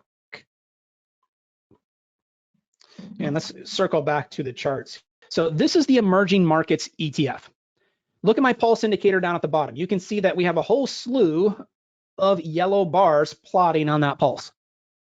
They're just plotting on the downside. On Apple, they were plotting on the upside, indicating an overbought condition. Now we're on the downside, indicating that we're oversold. The yellow bars here plot representing price action being between a 1 and a 2 standard deviation move on the downside. Notice back here, we actually had some green bars going back a couple of weeks. Those bars will plot when we have price between a 2 and a 3 standard deviation move on the downside. So if we go back to that bell curve that we talked about earlier, if I see these yellow bars, I know that only 13.6% of all occurrences will fall outside of that range on the downside. And if I start to see the green bars, I know that only 2.1% of all occurrences will fall outside of that range. It doesn't mean price can't move lower. It just means it's not statistically probable. And look what happened. Look what happened since those yellow and green bars started to plot. See how price action, it didn't happen immediately, right? It took a couple of days, but see how we reached a bottom here. Price action started to bounce. We started to get some chop in here. This is the type of pattern that will start to kick in when you see price action hitting these types of extremes on the downside. Now, it doesn't mean I just want to come in and buy a long call. That's too aggressive. Buying a long call only gives me one way of making money. I need that stock to move to the upside, and it's got to do so quickly. If I sell a put spread here, it allows me to lean bullish, but it gives me 5 ways of making money. Okay, so let's jump over to the trade page and let's see if we can piece a trade together. Let's switch the symbol from Apple to EEM. I'll get rid of that trade down at the bottom as well. So down in the lower section in the today's options statistics section, you can see that the IV percentile is at 37. Very similar to what we saw in Apple, right? We're in that mid to upper 30 range. So that's an acceptable level. That's ideal for a credit spread. Anything above that level is acceptable. And we're going to stick with the May monthlies. We want to go where the liquidity is at. Could you do this with a weekly option? Sure. I just highly recommend that you have at least 20 days left to expiration. Don't go with the shorter duration options until you have some experience and have some trades under your belt. So let's go over to the put options on the right-hand side. We're going to go to the out of the money puts. And I'm going to go to the 34 puts. Why did I go to the 34 strike? Because it has a 62% chance of closing out of the money. Remember what I said earlier, I like to go to that option that has roughly a 65% chance, or as close as I can get to that 65% number. That's always my starting point. So I'm going to right click on the 34 put, go to sell and go to vertical. That's going to pop up an order down at the bottom. By default, it has me selling the 34 put and buying the 33 put at the same time. There's $1 difference between those strikes.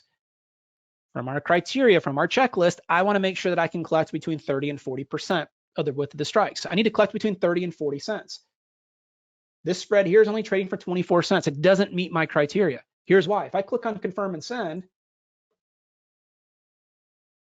okay, it's risking 76 to make 24. There's not enough profit potential there on the trade number one, and I'm risking too much to make too little. I want to have a better ratio there. So now what do? How do I improve that ratio? There's a couple things that we can do. First of all, I can start to stretch the strikes out. Right now, there's $1 difference between the 34 and 33 puts. I can change the 33 put to 32. So now there's a $2 difference between the strikes. It doesn't matter if it's $1 wide, $2 wide, $5 wide.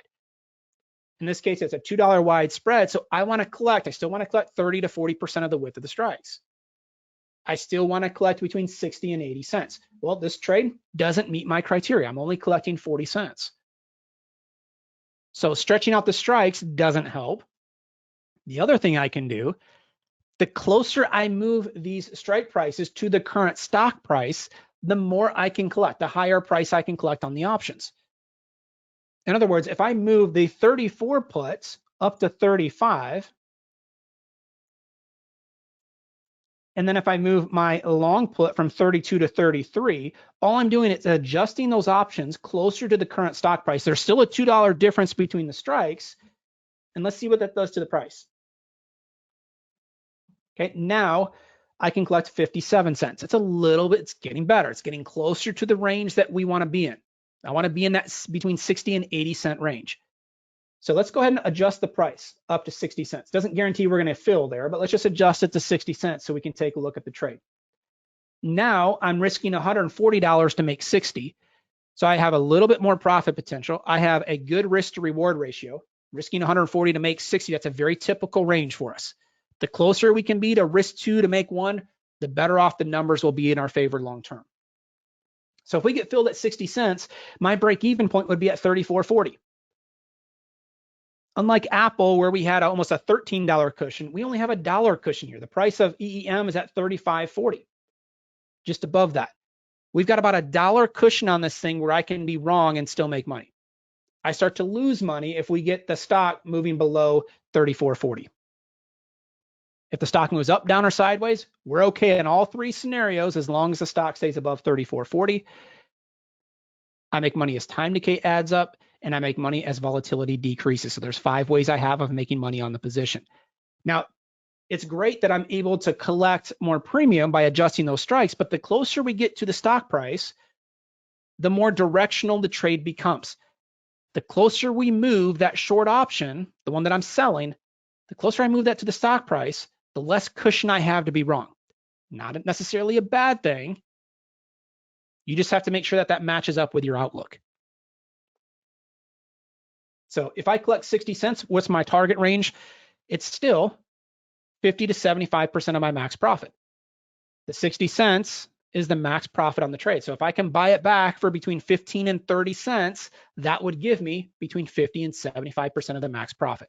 I would start my closing order at 15 cents. That would give me my 75% number. I take the trade off, book the profit, and move on to the next trade. Now, if we're dead wrong, some people talk about credit spreads being way too risky. if I am dead wrong, this is actually a neutral to bullish position. Let's say the market falls apart again. We start to see the coronavirus numbers, start to skyrocket again. Hopefully that's not the case. We're just throwing out a hypothetical here. If I am dead wrong, the most I can lose is 140 bucks. So when you start to compare this to buying a long call or long put, in most cases, the credit spreads are going to have far less risk. And I'll show you an example of that in just a second. Now, let's take a look. Let me just show you, let me compare the strategies, just so we can bring this all into context here. We talked yesterday about buying calls and puts, buying debit spreads. Now we've talked about selling credit spreads. Let's take a look at the difference between each strategy. So you can see the difference in profit potential, the difference in risk, and the difference in how we make money on those trades. You talk about Tesla, it's a great trading product, but it's a $700 stock. I mean, the options are very, very expensive. So let's talk through the different ways that you have of lowering the cost.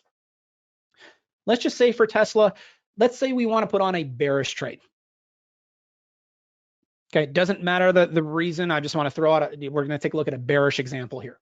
Well, from the last 2 days, we now know that to put on a bearish trade with an option, I can do so by buying a long puts, by buying a put spread, or by selling a call spread. All three are bearish trades. Let's take a look at each one. Let's stick with the May monthly options, the ones with 29 days left. We know that those have the most liquidity. So if we go over to the put side in the May monthly option, when we buy a long call or long put, we want to go out between 20 and 60 days. We want to make sure that the options have good liquidity. Ideally, we want the open interest to be 30 times the number of contracts that we're looking to trade. And then we want to buy the option that is 1 to 2 strikes in the money from our entry point, or with a delta between 0.6 and 0.65. That is the exact criteria that we outlined in the checklist. We talked about it yesterday. You have access to the slides, so you can always print that off. So if I use that criteria, let me open up some additional strikes. If the stock is trading at 737, which it is right now, if I try to get slightly in the money, and then the stock is kind of bouncing all over the place. So let's call the 740 puts the at the money strike. If I try to get 1 to 2 strikes in the money from there, if I go 1 strike in the money, I'm looking at the 745 puts. If I go 2 strikes in the money, I'm looking at the 750 puts. Now we talked yesterday, why do we outline this as 1 or 2 strikes in the money? Because we give you some wiggle room to account for liquidity. If one of those options has significantly more open interest and volume, that's the one that I'm going to trade. And open interest is the most important to me. So if I take a look at the 750 puts, they have 964 contracts of open interest. 164 have traded today. If I go to the 745 puts, those have 136 contracts of open interest and 55 have traded today. So clearly the 750 puts have better liquidity. It's going to be easier for me to get filled in all likelihood using the 750 puts. Here's the problem with those. If I take a look at those puts, they're trading for $97 per contract. So if I were to click on the ask price down at the bottom, click on confirm and send, you're talking about $9,700 per contract. For a lot of retail traders, that's just way too expensive, right? I mean, you can't just, if you've got a $10,000 account, you can't have $9,700 of your capital at risk in one trade.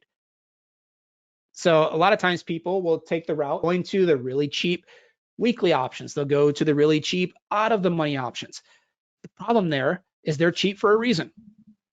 Instead of stacking the deck in your favor, you're automatically stacking the deck against you. You're making it harder for yourself to make money long term. Well, what if you really want to trade Tesla? Do you just walk away and say, oh, I got to wait for my account to grow? No, there's other things that we can do. Let's talk about it. So if we were to buy the long put, the 750 put would meet all of our criteria. That's the first route that we could take. The next route, let's take a look at a debit spread. So we mentioned that to buy a put spread, we want to buy the option that's 1 strike in the money. And then we want to sell the strike that allows us to buy the spread for around 50% of the width of the strikes. So let's talk through this. We just mentioned that the 740 puts, and again, price action's all over the map here. So we said that we want to buy the 750 put if we're going to buy the long put. If we mention that the 740 put is the at the money strike, if we go one strike in the money from there, we go to the 745 put. Anytime that I buy a spread, I want to buy the option that's one strike in the money. So I'm going to right click on the 745 put. I'm going to go to buy, and then I'm going to select vertical. This is a vertical spread. That is going to pop up an order down at the bottom where I am buying the 745 put. By default, it has me selling the 740 put. I'm going to stretch this out a little bit. Let's give ourselves a little bit more profit potential. Let's go ahead and stretch this out to the 730. Okay, so now there's a $15 wide put spread. So if we take a look, I'm buying the 745 put, I'm selling the 730 put. It's a bearish position. I make money as the stock moves lower, and I am able to lower the cost to just over $800. So we do get some cost savings there. The long put was $9,700. This specific spread is just over, right around $8,100 or so. So that right there gives you about a $1,600 cost savings. What else could I do? Maybe that's still too expensive. I could tighten up the strike. So instead of selling the 730, let's go ahead and switch that to 735. Now it's a $10 wide spread. It's still a bearish position to the downside. Now I can collect $5.48. Remember, the criteria states I want to collect around 50% of the width of the strikes. There's a $10 difference between the strikes. So ideally, I want to buy this spread for around $5 or so, give or take a few pennies. So if I get filled at $5.40, it's kind of bouncing around here. Let's call it $5.45. I leave myself with a scenario. I'm right around risk one to make one. I'm risking $545 to make $445. I lower my cost. Remember, the long put was $9,700. Now, by taking a look at a $10 put spread, I'm able to lower it down. I'm able to lower it down to $545. So it's a significant cost savings, right?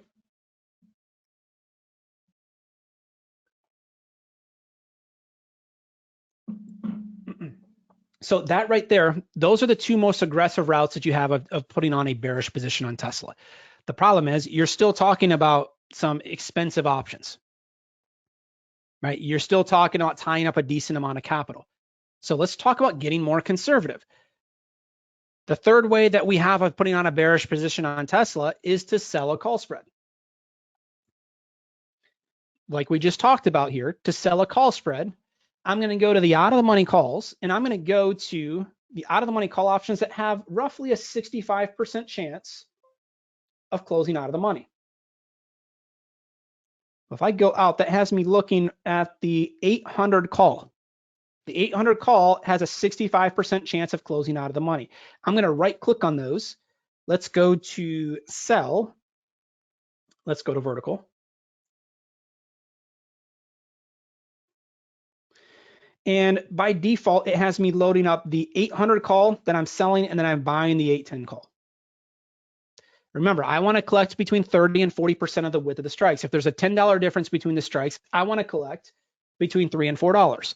This one does meet that criteria. It's trading for $3.40 mid price. It's kind of bouncing around in here. Let's call it $3.40. So if I click on confirm and send, okay, so now I'm able to lower my cost down to $660 for the spread. I collect $340, so there's $340 of profit potential, right around risk 2 to make 1. My break-even point would be at 803.40. So as long as the stock stays below that level, I make money. Up, down, or sideways, as long as it stays below 803.40, I make money. I also make money from time decay adding up and from volatility decreasing. The first two trades that we talked about, they only have one way of making money. The stock has to move lower. In this case,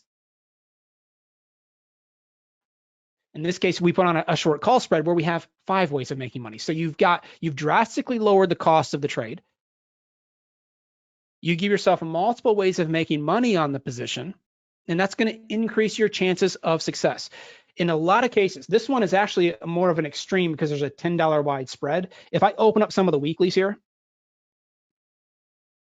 you could probably lower that cost down even further. You can probably lower that cost down to $300 or so. So the credit spreads are going to give you a far lower risk on the trade, a higher probability of success, but you're also going to limit your profit potential. So which one do you go with? We're going to talk about that here in just a bit. I'll kind of give you some framework and some guidelines to follow as to what trade type is best. There's no right or wrong answer. All three trades that we just walked through are bearish positions. They all just have different risk levels. The long put, almost $10,000 per contract, very, very rich. You start to get out into the vertical spreads, and now you're talking about between $500 and $600. Now it's more doable for a wider range of account sizes. If you lock yourself into buying calls and puts, this is the issue. You're going to get into stretches in volatile markets where options are very expensive. And in order for you to put on positions that you can afford, you might have to go to the cheap weeklies and the cheap out of the money options. And that's just not a recipe for success. It's just the numbers are not going to work out long term. When you start to use the vertical spreads, on the other hand, it opens up a whole new universe of products. It allows you to better control your risk. And it allows you to put on a wider range of strategies that might fit different market conditions. That's the flexibility that we're looking for. Now, do you need high implied volatility to sell premium? You don't. It's ideal. It's going to give you better performance. You can certainly sell credit spreads anytime, regardless of where implied volatility is at. It's just if you use the credit spreads and the low volatility, the numbers aren't as impressive. They aren't as much in your favor. They're still good. They're still positive. It's just it's a little bit more difficult because the options are so cheap at that point. When the volatility gets really low, typically a time where buying options is a little bit more conducive to those conditions. So again, we started to talk about this. Which strategy is best? We now have three strategies that are part of our toolbox. So which ones do we go to in certain conditions? So I put together a quick outline. If you are strongly bullish, individual calls, the long call spreads, those are going to be the most aggressive routes to go. Those are going to give you the biggest profit potential, but they're also going to come with the most risk. A short put spread is still a valid route to go as well.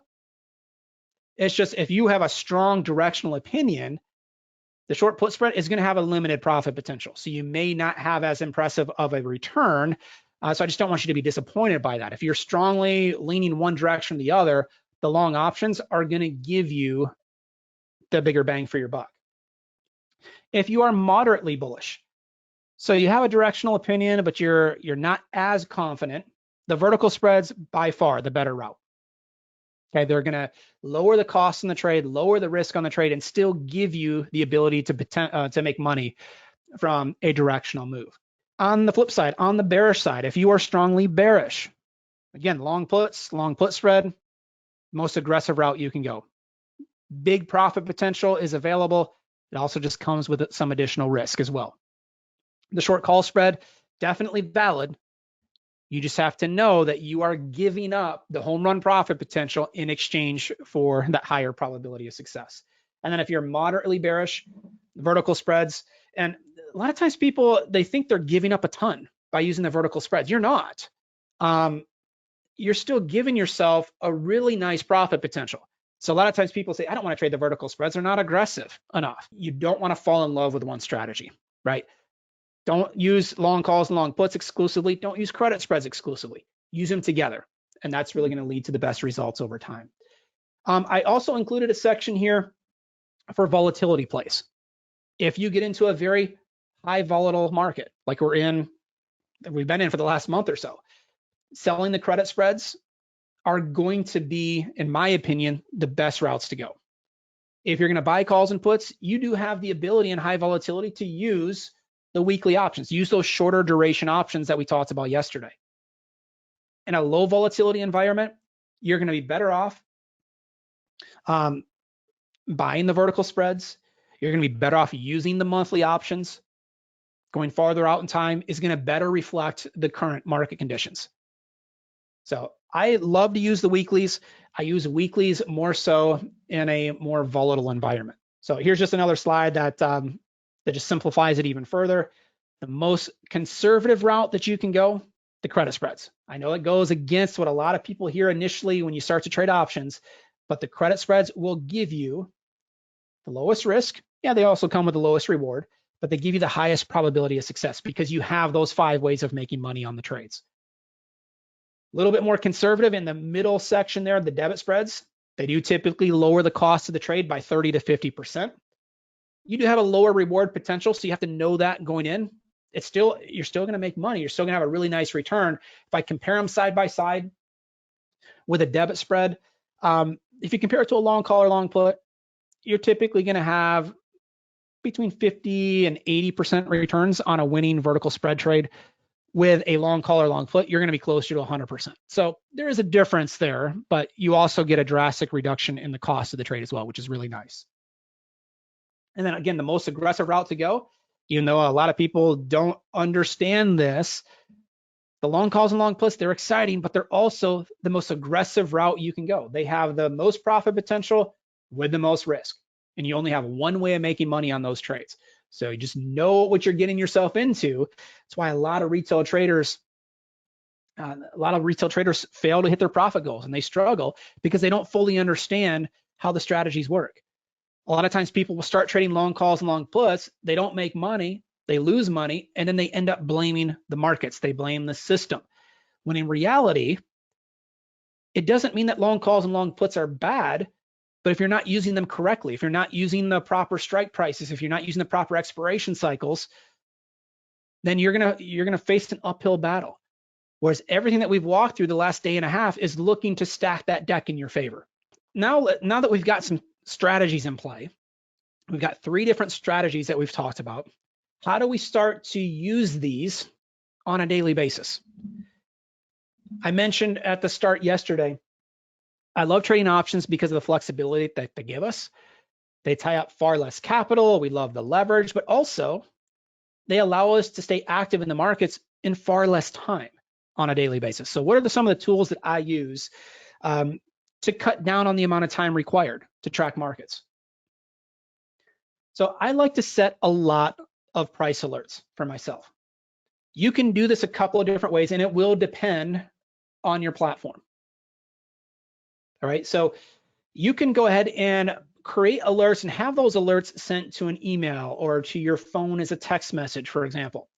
And I do that quite a bit. I like to come in 3 times a day personally and check on my own personal trades.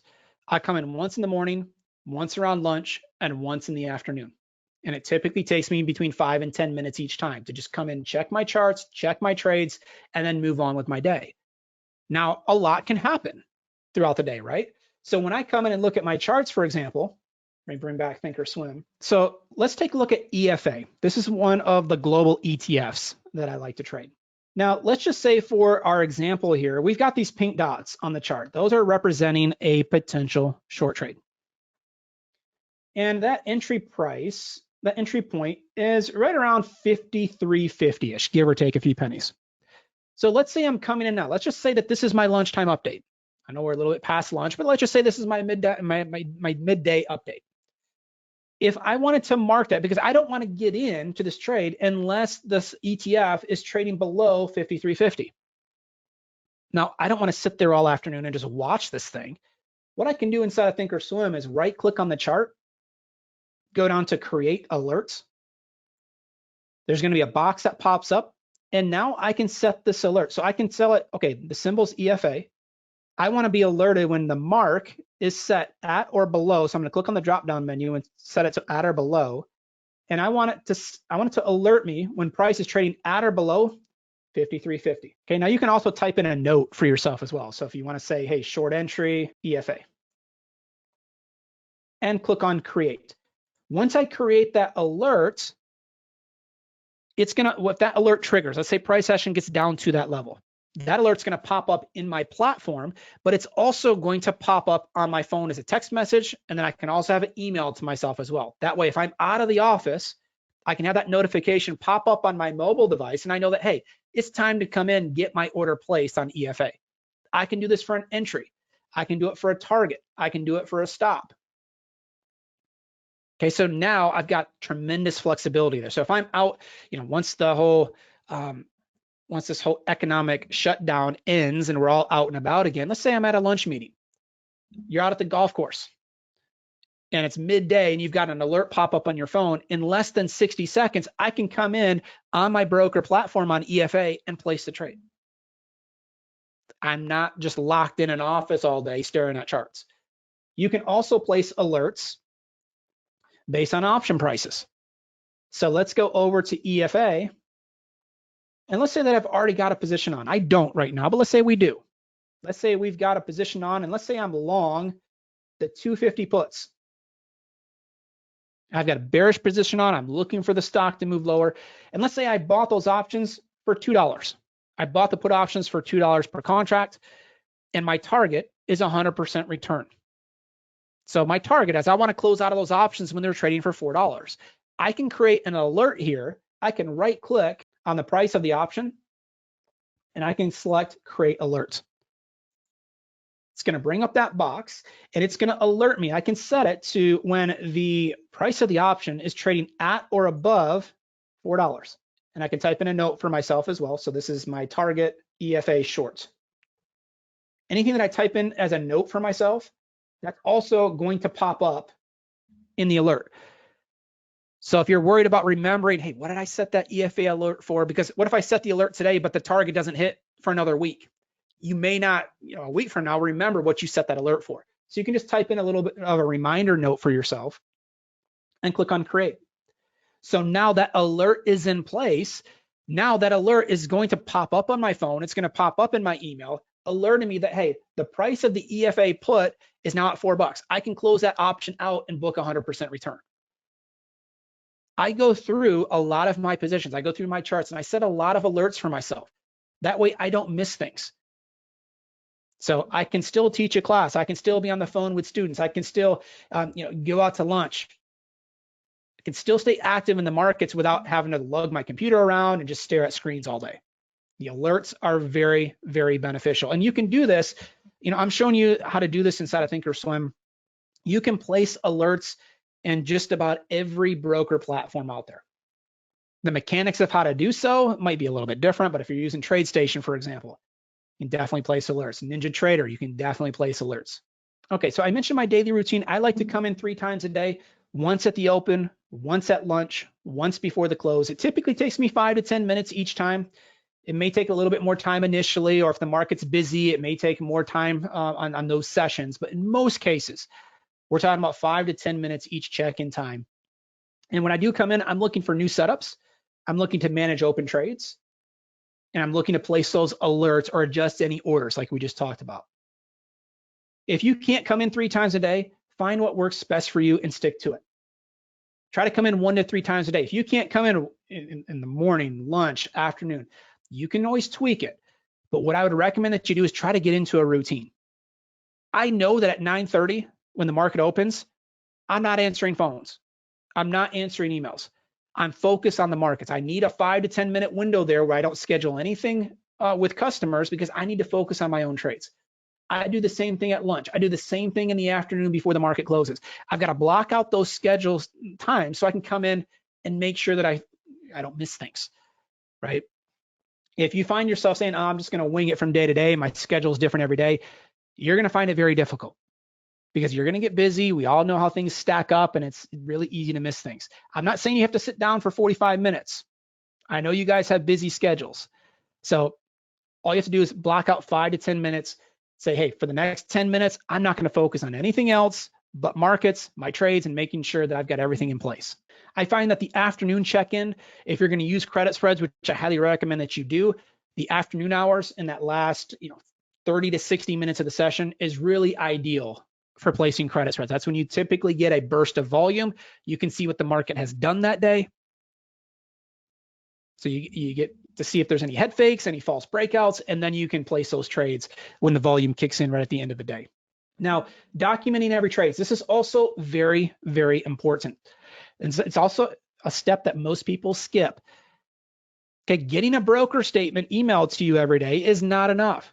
Remember, trading is a business, guys. I mean, if you are open any other business out there, record keeping and knowing where your business stands is very, very important. So when I place a trade, I come in and making sure that I document every trade that I take. And I just use a simple Google spreadsheet, a Google Doc. And I come in and I document key stats. I document my entry point, my exit point, what type of trade was it? Was it a long call, long put? Was it a debit spread? Was it a credit spread? I take a look at the P&L. How long was I in a trade? So how many days did the trade last for me? All that information can be very, very important because I can go back at the end of the week, at the end of the month, and evaluate my performance. What names are working? What names aren't? What strategies are working? What strategies aren't? And that can help me make adjustments. If you don't take this step, it's really easy to be influenced by one individual trade. You have that losing trade on Apple saying, hey, I'm never trading Apple again. When in reality, if you go back and take a look at the last 20 trades on Apple, maybe you've got 15 winners and 5 losses, and you're making money. So when you take a look at that big picture, it's a lot easier to stay disciplined. So it is important to review the trade journal, and I recommend doing this at least once a month. And when you do it, I know it's a little bit difficult right now because we're all stuck at home, but it's easiest to get out of your normal environment. Get out of the office, get out of your house, go to a coffee shop, right? Go to a local pub, grab a beer, and evaluate things, right? Take a look and see what's working and what's not. That way you can get a pulse of your trading business. Again, it's so easy to get caught up in the day-to-day that it's really easy to lose sight of the big picture and what's performing and what's not. I want any change to my trade plan, any change to my trading, I want it to be based off of numbers and statistics. It's very, very important. So here's some of the stats that I trade, or I'm sorry, some of the stats that I track. So entry date, exit date, number of days in the trade, my entry price, my exit price, my P&L, and the type of options trade. I also keep a section in there for notes. Did I make any adjustments on the trade? Did I close out of the trade early? Did I have to hold through a news event? That can be very important because if I want to know, come 4th of July week, I want to know, is it worth trading that week? It tends to be a slower week in the summer. Do I trade that week or not? Well, I can go back to my trade journal and see what has my performance been during the 4th of July week or Labor Day or Christmas. We can base those decisions off of stats. And it doesn't take a lot of time. And this step right here for me maybe takes a couple minutes a day. I mean, it's very, very simple. And the benefit from that process, I know some of you might look at this and say, I don't have time for that. It just seems like it's unnecessary. I promise you, this is going to be a breakthrough for a lot of people. When you track your trades, good, bad, and ugly. It's always fun to track your winning trades. It's difficult when you have a losing trade because now you got to sit there and dwell on it, right? You got to record it. Really important because you can get so much information. It makes it so much easier to adjust and track your business when you're doing so based off of numbers. Now, risk management, okay? And this is also a topic that gets a lot of people in trouble. When you start to talk about position sizing, really, really important topic. We probably should have covered this the entire day today. That's how important it is. When it comes to trading options, you have incredible leverage, but it also can get you into trouble very quickly if you're not properly using that risk. You do not want to trade just one contract or one spread on every trade. For those of you that are newer, you're saying, okay, I'm going to trade as small as I can. Let's just trade one contract on every single position. Problem there is trading one contract on Apple is not equal to trading one contract on Bank of America. They're very, very different price points. If you take that approach, the outcome of the Apple trade is going to dominate your P&L. It really doesn't matter what the trade on Bank of America does. Apple is going to be so much bigger that it's going to dominate the overall results. Whereas if you keep a set dollar amount, let's just say you risk $500 per trade. That might mean you're trading one contract on Apple, but maybe you're trading 3 or 4 contracts on Bank of America. By taking that approach, now they're equal. So now if you've got a winner and a loser, you can still potentially be up money. If you have a loser on Apple and a winner on Bank of America, you still have the potential to make money. If you're trading one contract on both of those trades, Bank of America wins, Apple loses, you're going to be down money. See how that makes a big difference? Now, I don't care what the dollar amount is. It could be $200, it could be $500, it could be $1,500. It does not matter to me. Everybody's going to be a little bit different because everybody has different account sizes. So we want that number. Ideally, you want that number to be in the 3 to 5% range of your account per trade.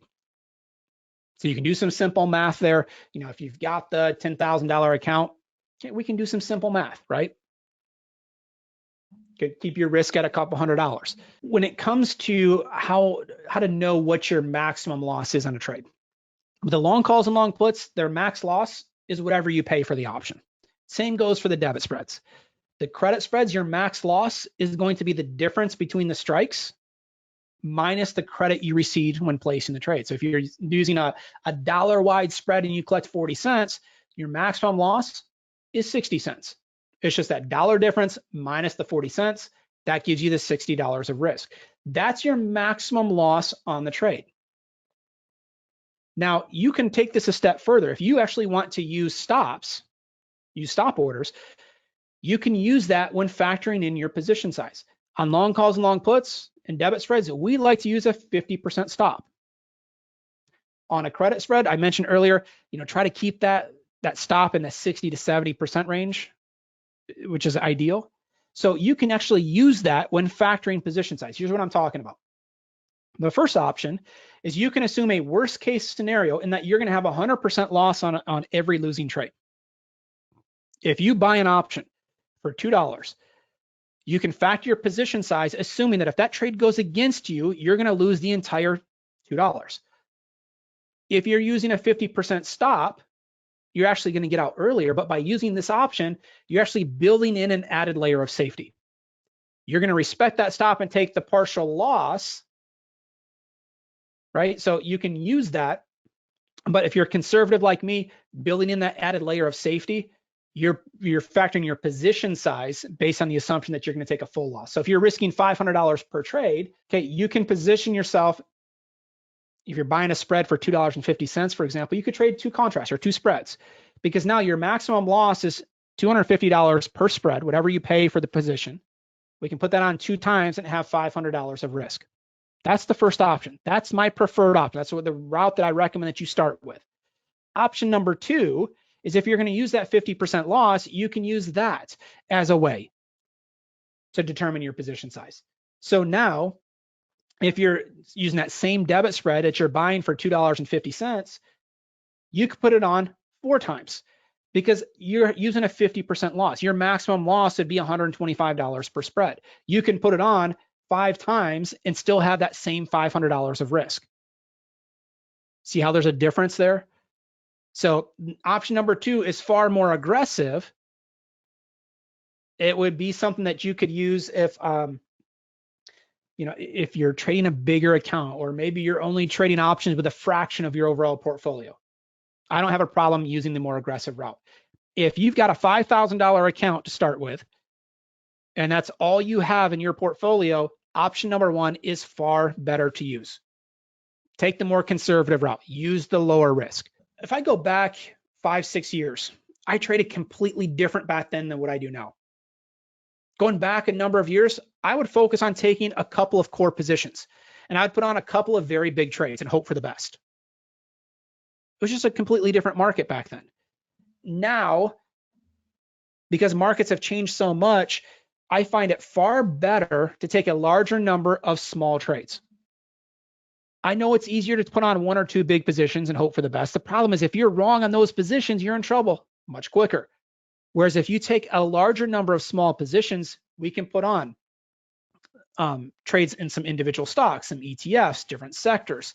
Now you're able to layer in more diversification and give yourself more consistency. So keep that risk very, very small. Fight that urge to say, hey, we're in a very active market. This is a once in a lifetime market. Let's ramp up the risk. Let's shoot for the moon here. Don't get yourself into trouble. Okay, live to fight another day. Keep that risk small. The numbers will take care of themselves. As you start to grow that account, you can add your position size. You can add another contract, another spread, and still keep your risk at a very small level. That's going to set you up for long-term success. Most retail traders, they get into trouble because they trade too large. They trade too big a size, and it doesn't work out. They have a couple of large losses, and then they blame the market or they blame the system. And in reality, there's some mistakes there that are made by the individual that are causing them to miss out. And I say this because I went through all of this, guys. I mean, in the last 20 years, I've made every dumb mistake you can imagine. The key is to learn from those mistakes and set yourself up with rules that are going to guide you in every situation. Now, how do we know? If we're trying to take a larger number of small trades, how do we know what products to look at? Let's talk about how I set my watch list up. Now, I do want to take a larger number of small positions, but I do not want to sit there and be stuck looking at thousands of stocks on a nightly basis or every weekend. Narrow your universe of stocks down to a small number. Okay, there's no reason to look at, 500 stocks on a daily basis. If you take that route, you're going to find yourself trading products that you have no experience with. It's going to be hard to trade with any type of confidence if you take that approach. So what we want to do, focus on a smaller list of products and get to know those names. What is the winning percentage over time? Not just over the past week or two. What's the winning percentage on Apple over the past 6 months, the last 12 months? How long does a typical trade take? How liquid are the options? It's all information that I want to know on every stock that I trade. Once we have a watch list in place, we want to focus on taking trades from that watch list. Ignore the noise. Don't try to catch every hot name that's in the news. Focus on the names that you know and have experience with, and you're going to be far more successful long term. A bigger watch list doesn't mean bigger profits. Okay, don't overweight one area of the market. Diversify. Right now, it's very, very tempting to want to go all in on tech because the NASDAQ has been so strong. That's been where the activity's at. We got to fight that urge because we know markets will cycle. Next couple of weeks, I wouldn't be surprised if tech starts to weaken and the financials start to recover a little bit. You want to have diversification because bottom line is none of us know what the market's going to do next. We all have opinions on what we feel is going to happen next, but none of us know for sure. That diversification is huge. And then don't let the outcome of one trade prevent you from taking the next trade. If you have a losing trade, if you've got a few losers on Apple, don't throw Apple to the curb. We know Apple long-term, Apple's been one of my best performers now for the last decade. During that time, I've had losing streaks. And if I just throw Apple to the curb after a couple of losers, I'm missing out on the big picture. And the big picture is that name has produced thousands of dollars of profit. So then that's why it's so important to keep that trade journal going, right? Document those trades so you know you can back it up that, hey, even with a few losers, I'm still making money long term. So the criteria for a name to make it to our list, I want to make sure that that name has liquid options. We talked about that earlier. You're looking for volume and open interest. Ideally, you want that volume interest spread across many different strike prices. The better the liquidity, the better quality product that is to trade. You also want to trade products that have history of good movement. You don't want to trade a stock that has a big move for a month and then just move sideways for the next 6 months. You want to trade names like Apple, Facebook, Amazon, names that are very active on a regular basis. Not only do they have good liquidity in the options, but if they have good movement back and forth, that's going to give you an endless number of opportunities on a regular basis. And then diversification. It's really crucial to have a mix of stocks and ETFs. Have a mix of different sectors. Don't fall in love with one sector. Make sure that the key sectors are covered. And the key ones here on the bottom of this slide, the financials, energy, some of the index products, tech, some of the global ETFs. Those are the areas that you want to have on your list. Some of the retail names. The better mix of products that you have, the better consistency you will have with your returns long term. So you're going to want to determine how many names you can afford to have on your list. So take into account, how big is your account? How much time do you have to check your charts every day? If you have a $5,000 account and you've got 20 minutes a day to check the markets, don't have a watch list of 50 products.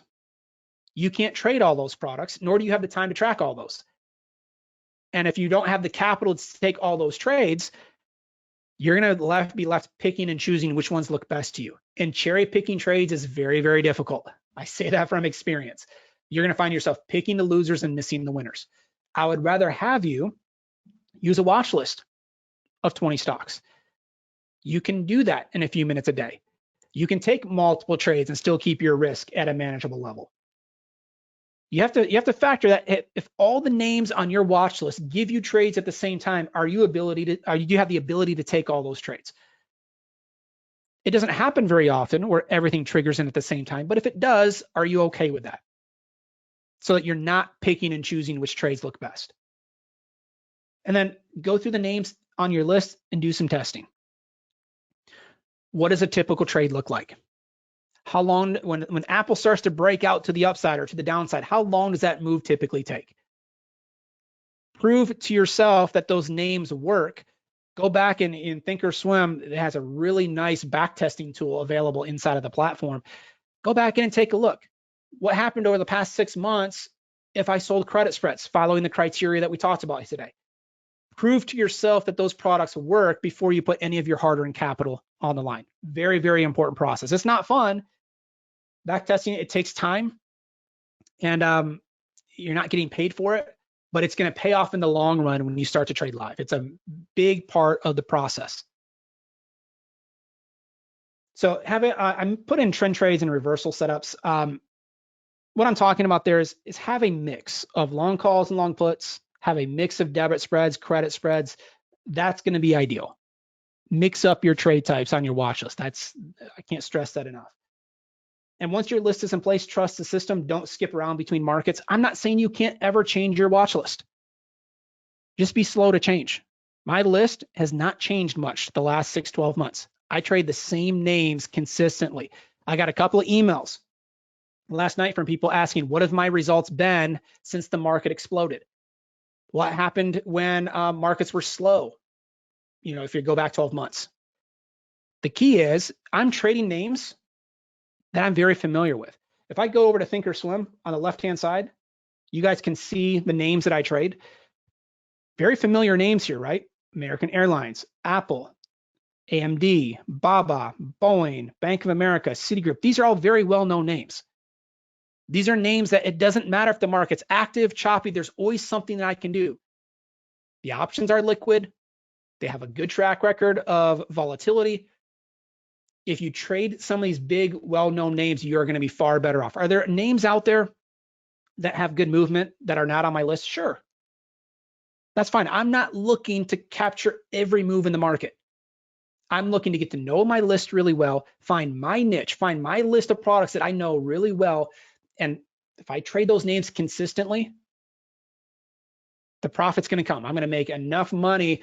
I'm going to make more money than I know what to do with. Now, here's my direct contact info. This is my direct email, my direct number. Feel free to contact me. If you don't reach me right away, just leave a message. I will get back with you as soon as I possibly can. We would love to hear from you guys.